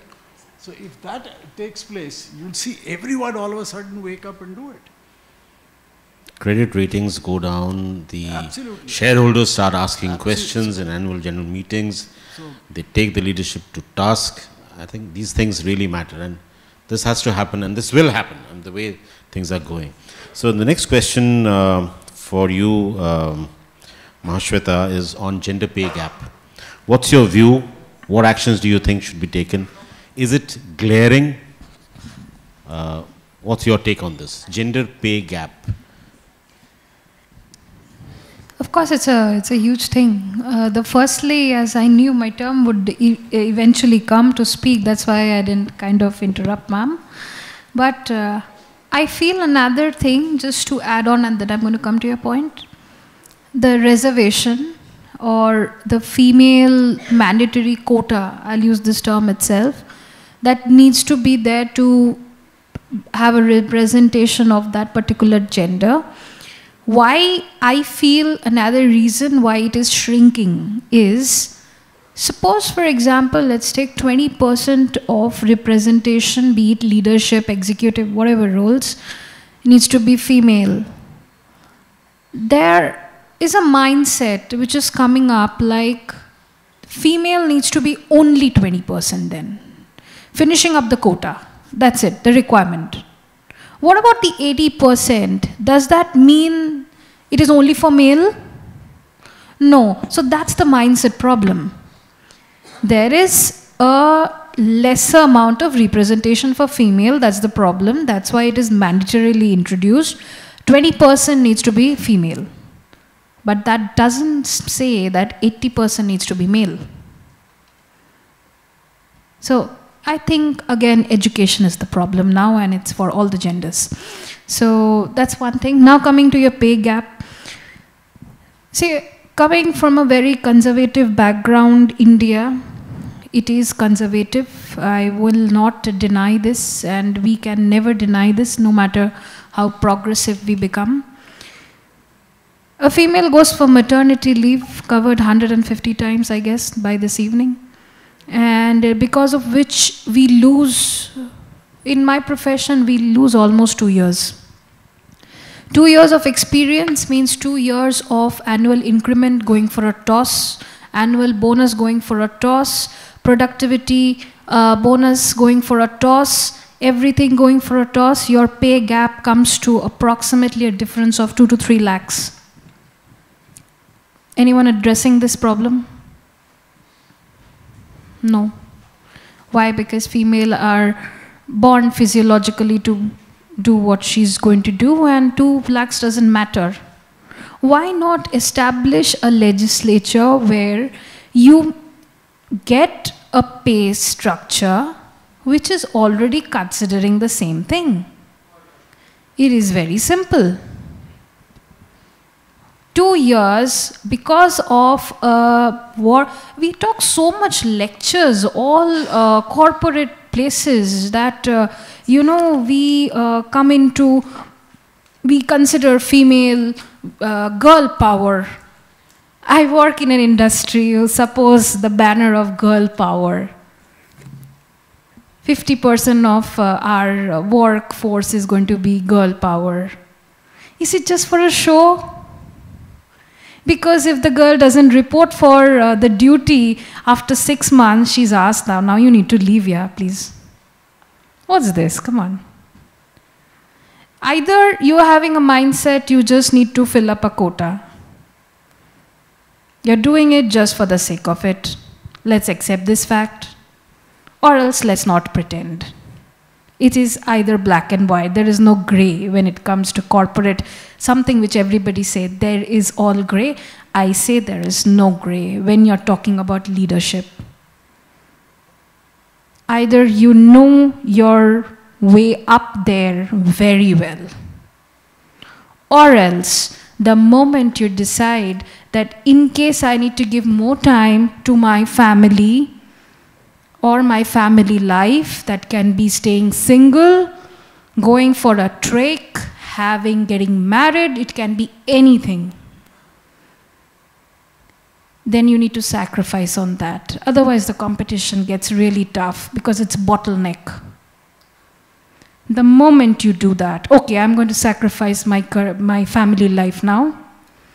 I am going to be in that rat race. A female decides, because I need to sit in that 20% representation is maybe 1 seat, to sit on that 1 seat of leadership position. What is she called? Too ambitious, doesn't have time for the family. What will you do with so much money? These are, I think, again, the problem lies in the mentality. That's one thing that I'm going to focus on. That means you don't want the female to progress. You don't want her to be a part of the rat race. The moment she goes for the rat race, you shove off 1,000 responsibilities as if she's born with a burden. And then when she still reaches there, all alone, like on the top of the pyramid, that's the time she's too ambitious. She might have got other way arounds to sit on that seat. Character assassination, career assassination, all sort of assassination that is done. That is what you do with that person, and still we say we support girl power. What power is this? This is no power, actually, I believe. There is something called gender budgeting. It's a huge topic. We can spend days discussing on gender budgeting. It basically talks about how you mentally and emotionally adapt your employees to accept and get rid of their ego. This is the work of this project. It's an international project. There is not one specific person, but 1,000 specific people who have come together with this idea of gender budgeting. And I believe the only solution, be it reservation, be it introducing advertisement, or be it girl power or any other power, be it including women-only job portals, whatever, it fits one emblem, that's gender budgeting.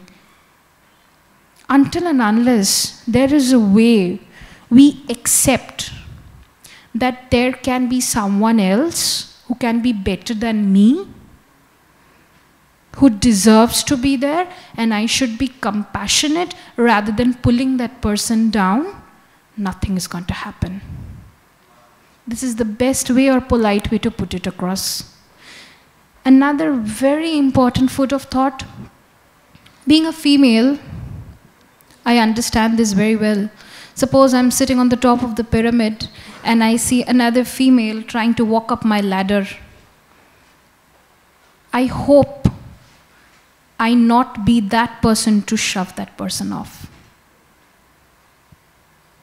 It's a very, very thing that once a female can also be an enemy of another. Let's not get into that aspect, because the point is 18% to 49%, if that's the percentage I am fighting for, we all are fighting for. But if that happens, start happening, 18 will become 8, just like my sector, in no time. So that is it, sir. The answer to you is gender budgeting. Thank you so much. Last question for this panel. That's for you, Swati. Collaboration between government, civil society, and the corporate sector. What's your view on this, and what are two or three things that this group of stakeholders must do to ensure that women participate more in the labor force? Right. So let's say 3 points. Based on what we have discussed today and based on what I have been seeing in more than 25 years of my journalism, I would say that this whole point of the woman being burdened with the responsibility of care has always been a very important hindrance. That expectation from society that the woman is a primary caregiver and must either do it herself in her time or has to somehow arrange for it. So in India, we have found that women give more than 5 hours of unpaid work for the family, men, which is one of the highest in the world, and men do less than 30 minutes, one of the lowest in the world. Now, we can all hope that the family will correct this, but that's not going to happen. So the state has to invest in a major way in care infrastructure. Our Anganwadi centers, our creches, which there are actually nothing like that, and elderly care, care for the sick, all of this has to be in place for women, whether poor women or middle class women or even women in the richer quintile.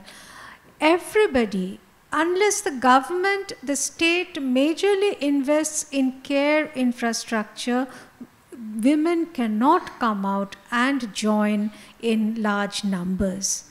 Just for a moment, I mean, I was once in a bank, in a Women's Day program of the bank, and the GM of the bank who was a woman, was actually appealing to all the young bankers that please take promotion. Please don't forgo promotion just to stay in your own home, in your own city.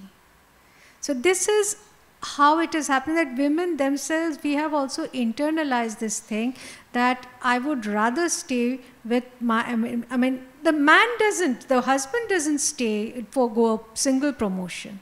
It is always the wife. Why is this? Why have we internalized? So we need a care infrastructure which is often provided by the family, but the family these days is not enough. We need state support. The second is, as Mahashweta was also saying, pay gap. There is huge pay gap, whether it's organized sector or the unorganized sector. The pay gap is such that it is enough to discourage any woman from following a proper career path. There are no, there are very seldom women are giving a good assignment, a proper training facility, or a proper promotion. In media, I see that all around me. Very talented women, they're just stagnated, and after some time they just leave the job. And this is a very sad situation. I mean, if we today look at how many women journalists there are in the invitation list of the Bengal Chamber of Commerce, or the FICCI, or the press, even the membership of the Press Club Kolkata, we will find such a miserable number that you will see that even media, which is supposed to tell the society how to think, how deep, how ingrained is gender discrimination there. And lastly, I would like to say that one point which has not come up so much, except in Mahashweta's point of character assassination, is sexual harassment. Our workplaces have to be safe. Such, when women come out to work, it's not just to earn, it's because they want a fulfilling, a satisfying life. It is because they want to prove themselves what they can do. They want the dignity which their family and their society so often denies them. And then in the workplace, if they are told that because they are women, they have to put up with certain kinds of humiliation, it kills the soul. Who can blame a woman if she wants to, leave a job? And this is actually one of the major reasons, but understated, discussed, as one of the silent killers of women workers, the kind of sexual harassment that they face. And this is where the government and the corporates and every kind of employer has to come together and, have a system where such abusers are brought to book and punished. This is very, very essential. And along with the workplaces, finally, our roads also have to be safe. If a woman cannot get into a local train or a bus without being abused, why would she travel to work every day? How is that a better life? And yet, this is the life that we think is fit for our women. This is where we are going wrong. These are all very important, very sad things, very difficult things. These are fraught things. But these are the things which even politicians avoid. They don't want to touch. Nobody wants to talk about these things because they really show us for what we are. But this is what we are. That is why we are only 18%. We have to somehow address this. We have to find that strength within ourselves. Equality is not easy. Equity is not easy. None of us here can hope to do this easily. Let's resolve to do the difficult task. Thank you very much. Thank you, Swati. And with this, we come to a close of the panel discussion. I will suspend the... Yes. Yes, of course. Yeah, short, because we have one more speaker who has terrific insights to give us. She's the CHRO of HDFC Ergo, and therefore we'll just take 3 questions, quick ones, and we'll end with that. Yes. Ma'am Swati can answer this, or perhaps any one of you. This is regarding, I am a consultant, Amar Agarwal. Now, I have come across some small companies, medium size, small size, and where there are issues, a lady has been, assaulted. But the problem is, they're not being able to, judge. Is she speaking the truth? Or the man who has done it, is he guilty, not guilty? And this problem came to me. I said, I don't know what to say. How would we know? Of course, I'm always with the ladies. Because usually it is the men who do all the wrong stuff. Okay, usually. I'm sorry, guys. I'm actually sorry, but this is the truth, okay? We hear men raping women, it's not the other way around. So I say you should take sides with the lady, probably. But then, nahi sir, wo ladka, he is genuine, he is not going to do that, I'm sure. Then what else can we do? So, it is for genuine cases. Then I gave a very, I'm sure that was not a right suggestion. I said, aap dono ko hi nikal dijiye. Kya karenge aap? The lady wants that guy out, the guy wants the girl out. What do you do? Only for genuine cases, and I'm always with the ladies, and I know it's always the men who rape women. How do we adjust to this kind of a scenario? Anybody can answer that. Yeah.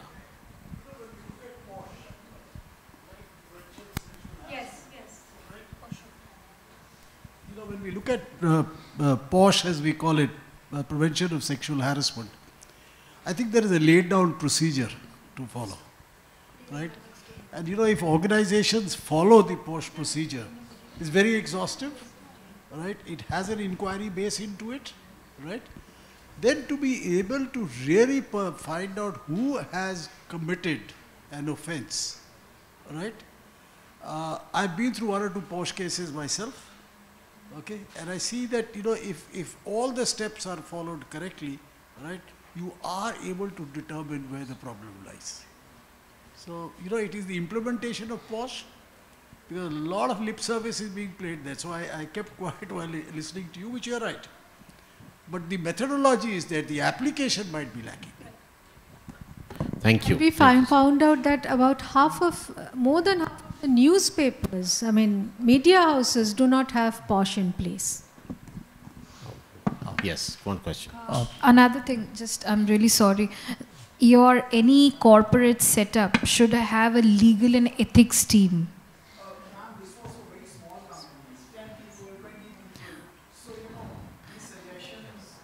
Okay, so, right. So if you, the first thing that you can do is be non-judgmental out here, that the guy is wrong or the girl is wrong, and maybe address it by proper counseling. Have you tried that? Both of them? Yeah, so I think counseling is the only answer. Separate counseling, of course, like. Okay, so let's just move forward. The last question for the day. Yes. It's a very interesting thing, which I like to disclose to everybody. When you're talking about the unleash women's potential, there is a big sector, education sector, in our country. There are 2 main sectors, school education and the higher education. As per the UGC, number of universities, government and private, now going 50-50. I have observed on behalf of Council of ICSE and CBSE both going for inspection. Either it says boys school or co-ed school or girls school.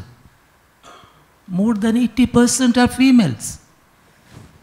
In the education sector, it's a fantastic, when you talk about the corporates, 28%, all these things, POXO, ICC, irregularity, gender biasness.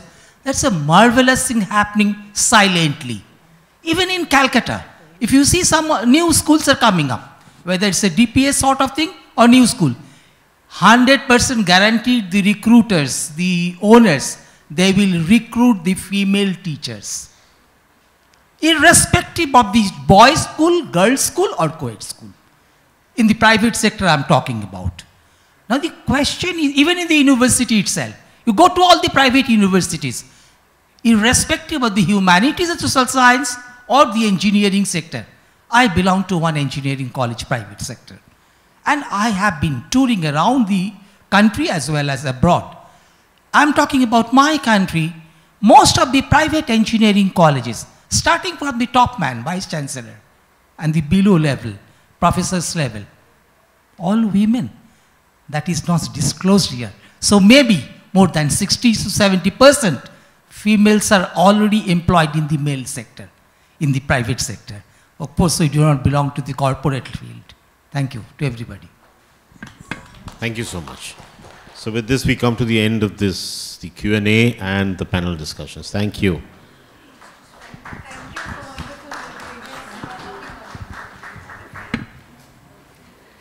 That was indeed a session with a lot of takeaways. May I now request Mr. Tridib Mojumdar, Managing Director, Quaker Chemical India Private Limited, and Mr. Obhijit Dotto, Manager Marketing Services, Berger India Limited, Berger Paints India Limited, to kindly hand over small tokens from our end to the honorable guests. Sirs, please come on stage.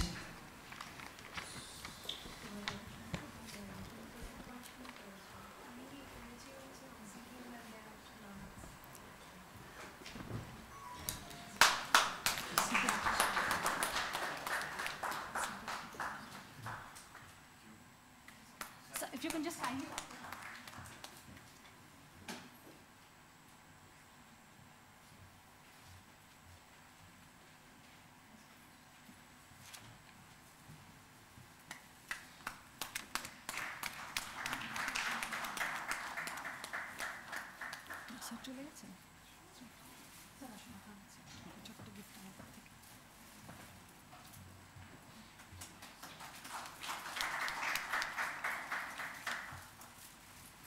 Thank you very much, and we move ahead with the final session, a much awaited session.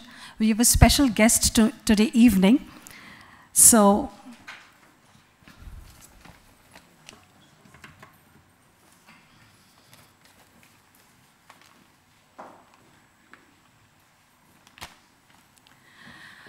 our final panelist for the evening is Ms. Sudakshana Bhattacharya.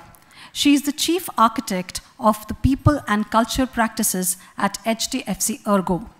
She holds over 2 decades of experience across hospitality, communications, and insurance in building people-centric ecosystems.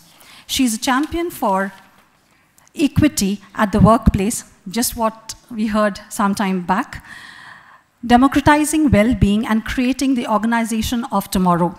One of her philosophies is future is now, and to implement this, her commitment towards nurturing talent for realizing a future-ready organization has been a passion project.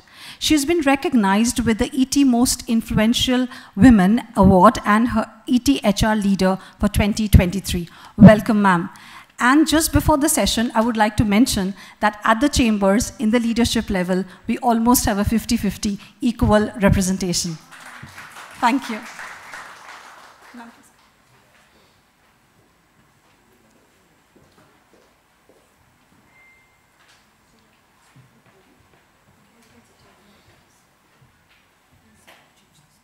I can use this. Not right now. I'll do it. No, ma'am, it's a different PPT. Okay, sure.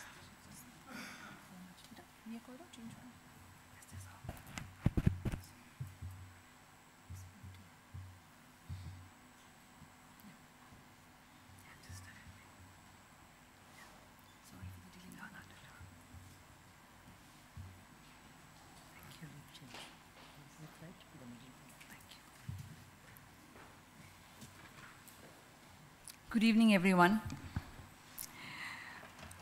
It's an honor to be here, and I should start by expressing gratitude to the people who made it possible for me to come to the city and be in the Bengal Chamber's office. So thanks to everyone for having extended the invitation. What I witnessed in the last couple of hours was, I think, actually what the theme of the evening is.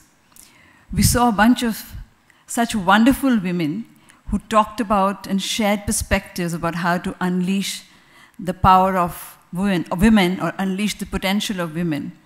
And the better part about that was there were two of our male professionals who made that happen. Thank you, Anup sir, for that wonderful, wonderful, powerful opening, not only backed by statistics, but also bringing out insights that actually can nudge people to think in a different way. And Mr. Banerjee for bringing out such wonderful perspectives of the panel. So I was actually, when I was sitting there, I was wondering that what is it that I can do to do justice to what the evening has already been? And I thought maybe the only way that I can attempt to do it possibly could be to look at what it is to unleash women's potential from a woman's perspective. So I want to share an image which made an impression on me very early on in my life. It was something like this, which was in my textbook. This image has moved me like nothing else in life, and even today. And it's from our history. Did we wait, or did she wait for someone to really give a platform for her to fight the British? Or to make a choice to tie her young child behind her as she went on the war? I know I could have chosen an example which is closer home, but I wanted to tell my story. And this is the image which made an impression on me. Nobody waited. Of course, we all know everything that happened around Rani Lakshmibai. But when you're a child, this image spoke to me about the immense potential that a woman can have. I felt that, my God, like she went on war with a child like this. And over the years, obviously the story unfolded and one understood how astute a leader she was and how she utilized everything that she learned along the way to make sure that she gives it a fight before she quits. It's unfortunate what happened thereafter. So that stayed with me, and I started my own career journey. And along the way, I also studied some of the history, and I said, why is the example only in India? Well, there are examples across the world. There were umpteen situations and occasions where women rose up and they managed to rescue the situation for the society, for the nation. This made an impression as well. We all talked about talent for tomorrow. We all talked about how can the hiring be more equitable, there should be gender budget and all of that. Did they wait for the gender budget? Did they wait for somebody else to give them the platform or the right to do something? That's the other example. And then, because I'm in HR, in human resources, I can't not look at what's happening around me on a daily basis. This is what is my example. This is what I see. All of us who are sitting in this room are probably from the privileged lot. We went to good schools, we went to good colleges, we had access to information, data, infrastructure, anecdotes, parents, supportive families. I mean, but these examples speak to me more than perhaps my own example. Then the question is that if all of this is a reality, then where did we really lose the plot? What really happened? Why are we having this conversation today? And why are we having so many people talking about what's the reality? Let me give you another anecdotal example. A few years ago, I came across this very young professional who had just delivered a baby, and her baby was a premature baby. And that time the maternity leave was 3 months, and she did not have the luxury of extending her leave because her family needed the money. Some of you, if you're familiar with Bombay, then you know BKC, the Bandra Kurla complex, is a hub of corporates, and a lot of corporates are there. And she lived a few kilometers from there in a place called Kurla. The heartening thing was that every day her mother used to bring that newborn 3.5 months old baby in an auto rickshaw to office for her to feed. That's the reality. That's what is disturbing. So where did we lose the plot? Thank God that somebody stood up there and changed the Maternity Benefit Act and made it for 6 months. I know we are debating about paternity and the relevance of paternity, how much paternity leave should be there. But the reality is that somebody felt that pain. Some people, like yourself, ma'am, you addressed it in your, address as well, that some people came together and they said, listen, we need to fight this. And that's how the 3 months became 6 months. I'm hoping that there are lesser examples of that colleague of mine that's happening today. But that also sparked organizations to think about having a lactating room. We discussed about realities, we discussed about policies, we discussed about what can change, who will change, and all of that. But change happens when we feel the pain of what's happening around in our environment. And thankfully, today organizations pride themselves that they have a lactating room for women. It would be, I'm sure, each one of us will feel happier if organizations just made it as a statement of fact that, by the way, we have a lactation room as well. I think that's the journey worth pursuing. And that can't happen just because one person is exemplary and 5 people feel the pain and all of that. Of course, it has to be backed by policies, and there are umpteen examples, umpteen statistics that have been discussed. I mean, I have a huge deck to talk, but I'm also aware and mindful that I'm coming in between your dinner, so I'm going to keep it short and brief so that I'm sure you would have worked on your appetite. So there are umpteen examples of why women walk away from workforce. And there are some statistics, and I can have this sent across to all of you here, and then they can be passed on to the audience. But the point really is that if those examples that I was talking about anecdotally, they don't reduce, then some of these things will be a reality. And a lot of it has been spoken even at the panel. Like, what about the flexibility? And look at the statistics. As compared to the male leaders and women leaders, the women leaders, obviously they need, because that's the law of nature. They need to attend to multiple roles. And what Swati ma'am just said, that it has to wake up from within. It is not about waiting for somebody else. On one hand, we're saying that we're empowered, and then we're waiting to be empowered. Doesn't work. So I guess it's also about how each of us as women professionals is responding to these. And if we are in the position of power, which I'm assuming all of us who are sitting here is, what is it? How are we mobilizing the system? How are we committed to change some of these? I mean, at HDFC ERGO, I remember when we started, of course, I also, like many of the other panelists, I also am a part of an industry which has less than 10% representation for women. And our company took up this assignment a couple of years ago and said that, what can we do about it? And of course, we are about 12,000 employees, and our diversity rate moved from 11% to 27% last year. Still nothing to feel proud about. But how did that happen? That happened because those 11,000 people came together to join the movement, and they said that this is going to be my target as well, to improve the gender diversity in the organization. It's just not the leadership. And why? Because some of these statistics that you see on the slides were felt by a larger group of people. Like they say that if 20 people meditate together, the collective consciousness of that particular environment rises. Similarly, if 20 people feel the pain and they mobilize their power or their position in organizations or societies, something will change.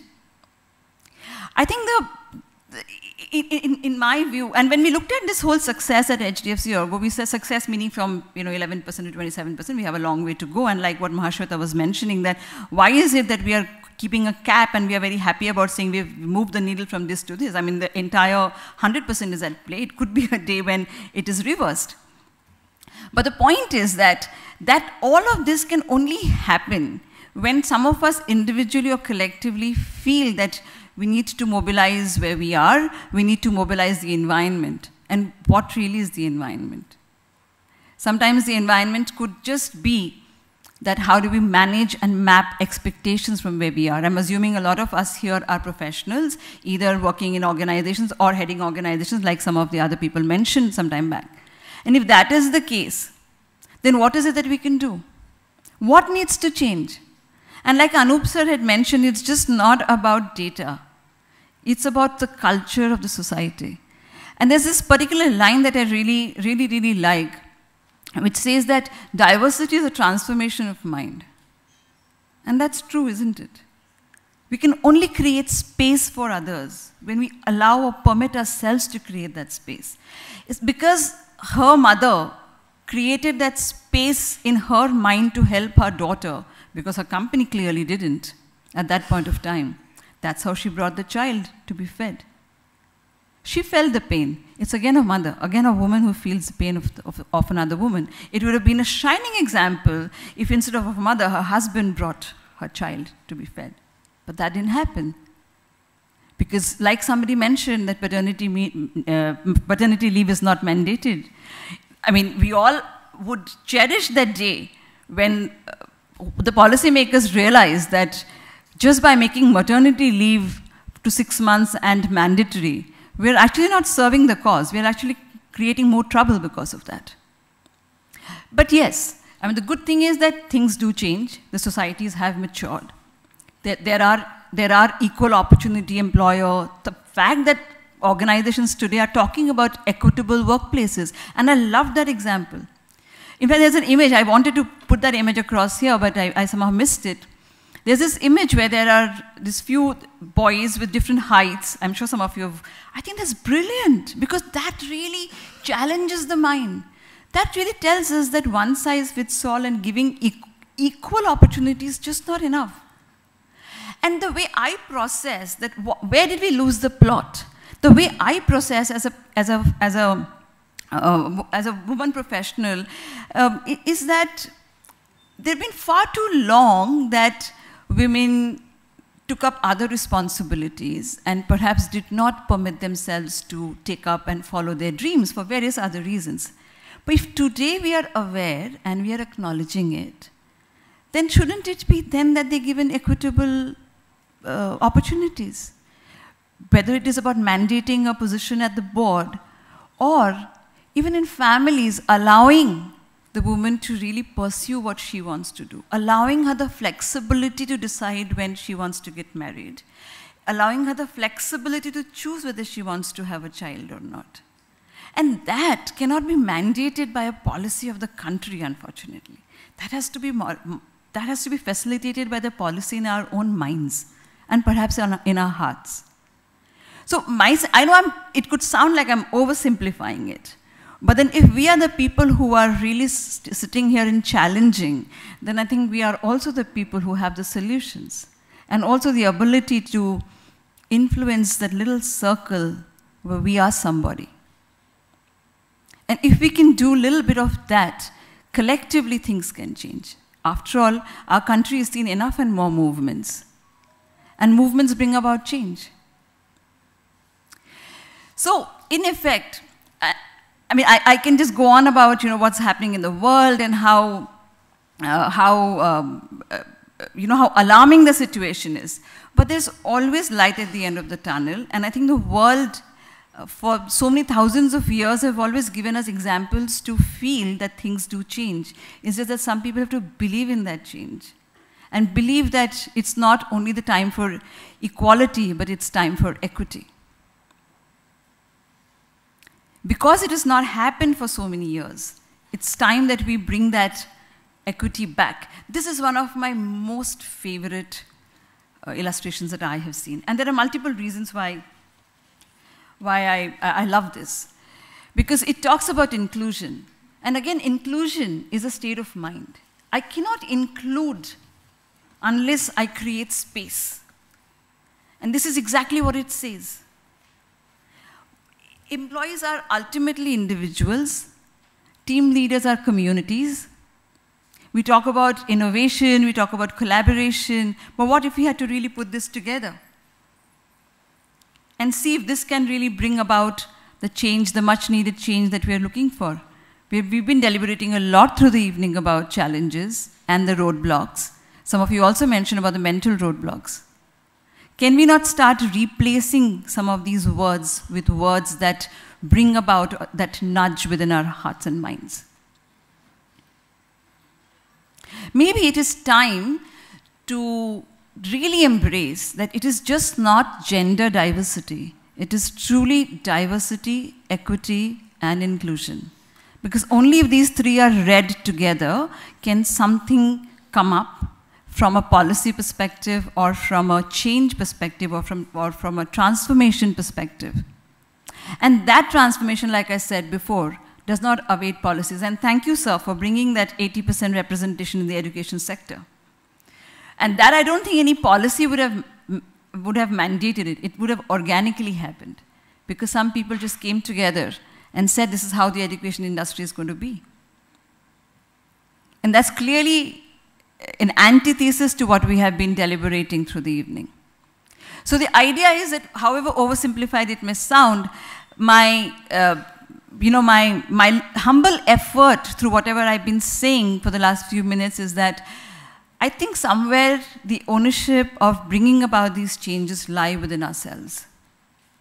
We need to give ourselves much more credit than we do in our ability to mobilize and bring about changes.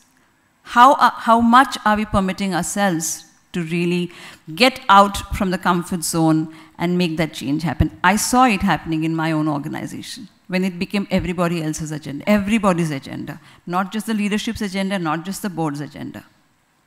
And we are also seeing that happening across the globe by mandating women directors in the organization's board. So obviously it's happening at multiple places. The idea is maybe it's time that we started to focus not on the challenges and roadblocks, but how we can really influence ourselves and our communities where we play a large role. I'll end with another personal example. Yeah, it's not all hunky-dory. Yes, it's not. It still isn't. A couple of years ago, I was wanting to buy an apartment in this city, and I was denied by the society because I'm single. That's a reality. So, yeah, it works. It works always. But then somebody chose to fight it, and it was my father. And I eventually managed to get one. But somebody had to fight it. Somebody had to tell the people that there are better ways to live. And denying somebody who deserves it is not the way to live. So while I'm not standing here and saying these words just because I have got the podium, I would like to believe I earned it. Also because I've had the experience of going through some of these and seeing it from the closest quarters. And that's why I say that the ownership is here in our hearts and minds. If my father didn't stand up for me that day and didn't pursue the society to give me the apartment, I probably wouldn't have got it. But tell me, why shouldn't I get it? I was paying for it. So I think the change truly happens when we permit ourselves. And I want to close this by saying that however small or big we may be as individuals, it doesn't stop us from making that change in our own families, in our friends, in our communities, in our neighborhood. If we see somebody is going through a difficult situation, how often do we really extend our hand and say, hey, listen, I am somebody in the corporate, let me see what I can do. Or, you know what, I'm somebody in the government, let me see what I can do. So maybe just keep that little space within yourselves to say, maybe I'll bring that change about. So that's really it. I'll just end with something that, again, stays very, very close to my heart. I think we can only champion the cause of diversity, equity, and inclusion if we recognize that there will always be differences in our thoughts, minds, ethnicity, preferences, and there'll always be reasons to celebrate similarities. I did so many times in the evening today when all of you were saying things which resonated with me. And thereby believing that we can make something better or more by believing in it being together. So thank you so much for listening to me and the opportunity to be here. Have a pleasant evening. I hope I haven't taken too much time. Thank you.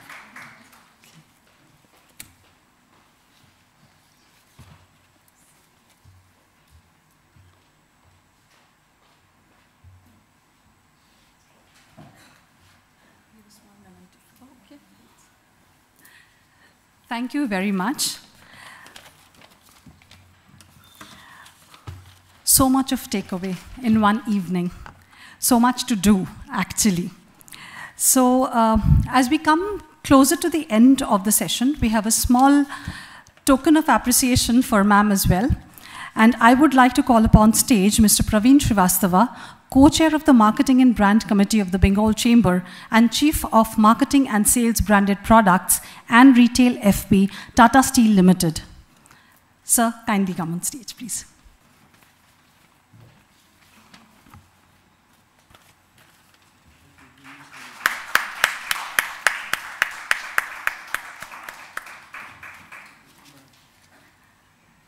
Thank you. I would now like to call upon stage Mr. Ranjan Banerjee once more to do the closure for the session. Welcome back, sir. Thank you.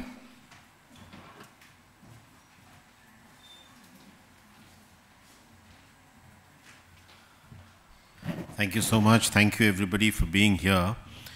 And thank you, Sudakshina, for this wonderful session, the closing one. I think it said it all.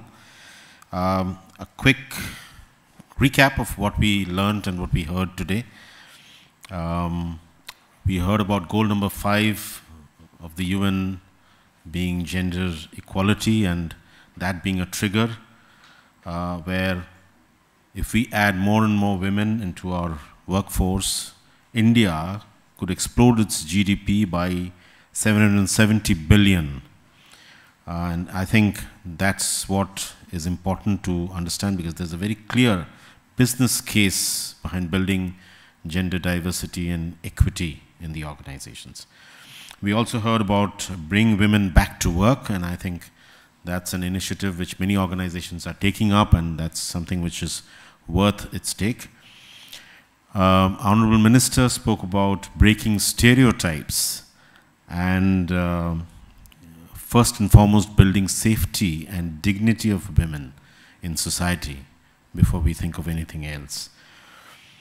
Government's role being that of building the perception that women are a priority, and I think that's something which is a macro perspective to take.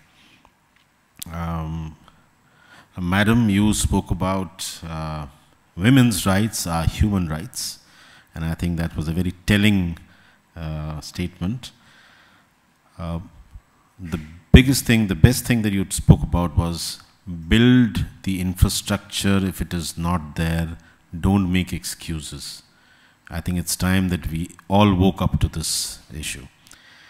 The panel, and it was wonderful having 3 women on the panel, and they had terrific inputs to give us. It all starts at home. That's one thing which we took away.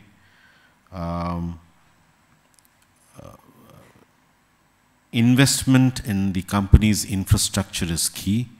The intent and vision of the leadership is also key, and that's where issues like gender pay inequality gets obliterated.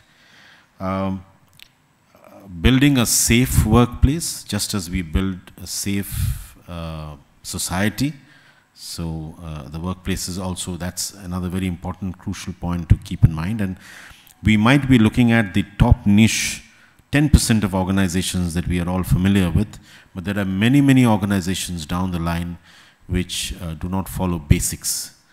Even the implementation of Maternity Benefits Act in one of the organizations which one of my relatives worked was pulled into question, and the advice I gave her was, listen, just go walk across to the police station, file a complaint against the promoter of the organization, put him behind bars. I think these are certain things which are absolutely cannot be compromised, and that action needs to be taken on these basics if we were to put this in place. The intent has to come, the need to wake up from within is important, and most importantly, it all depends on the culture of the society that we live in. And the culture will be set by examples that each one of us set in our own respective organizations and workplaces that we are in, and our own respective families that we belong to. So with these few words, thank you very much for spending so much time, and thank you, and a big thanks to all the speakers for their wonderful insights, for being present, and of course the sponsors, and most importantly BCCI for bringing this wonderful program together. Thank you so much. Have a very good night. Thank you.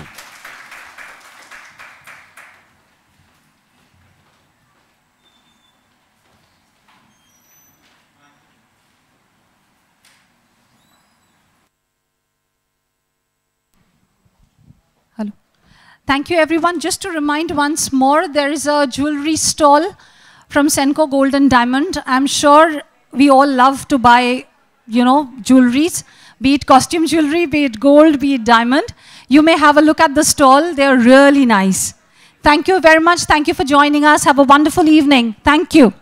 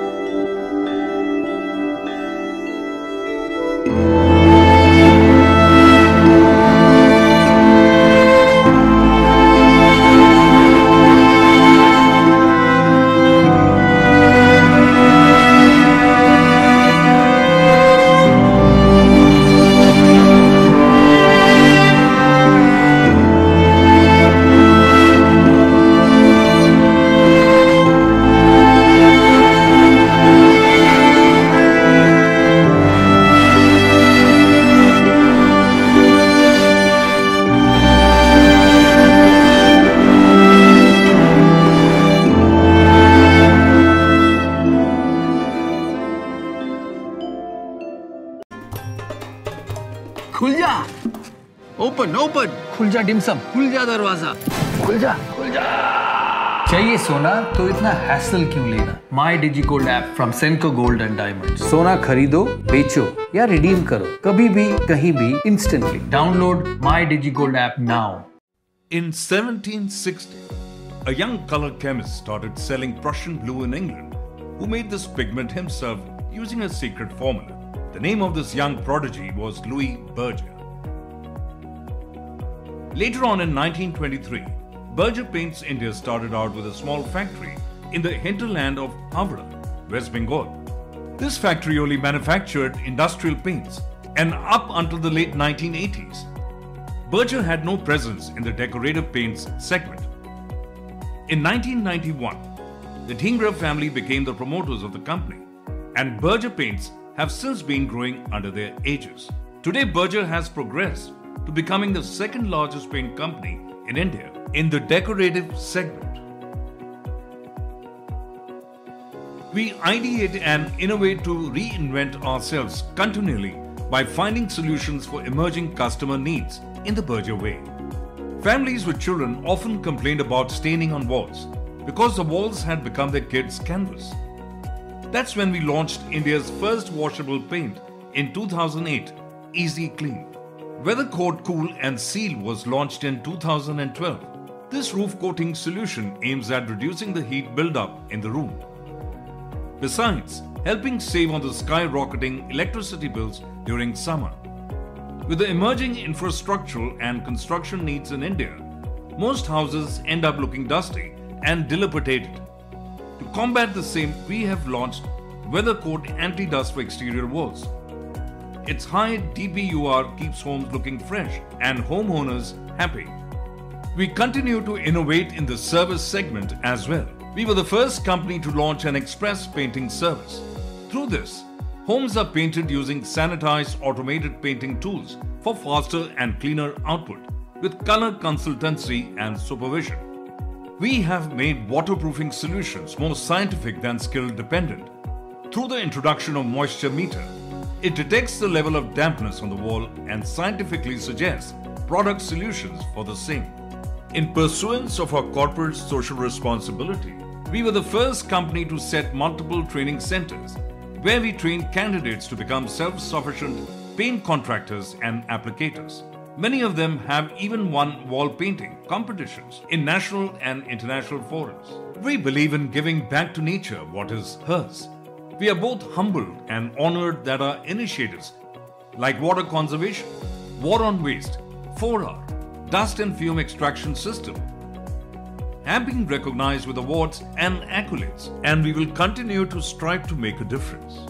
The spirit of innovation sparks our ability to identify potential and promptly act upon it, which has led to acquisitions like Rishabh plant was bought from Axo, then ICI in 2000. This low-yield troubled unit has turned out to be one of the most productive units in Berger today.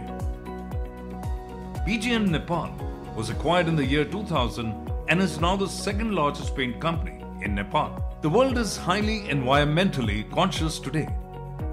In pursuance of the same, Bolex Poland, a pioneer in energy conservation technology, was acquired in 2008. Sherwin-Williams Indian operations was bought out in 2013.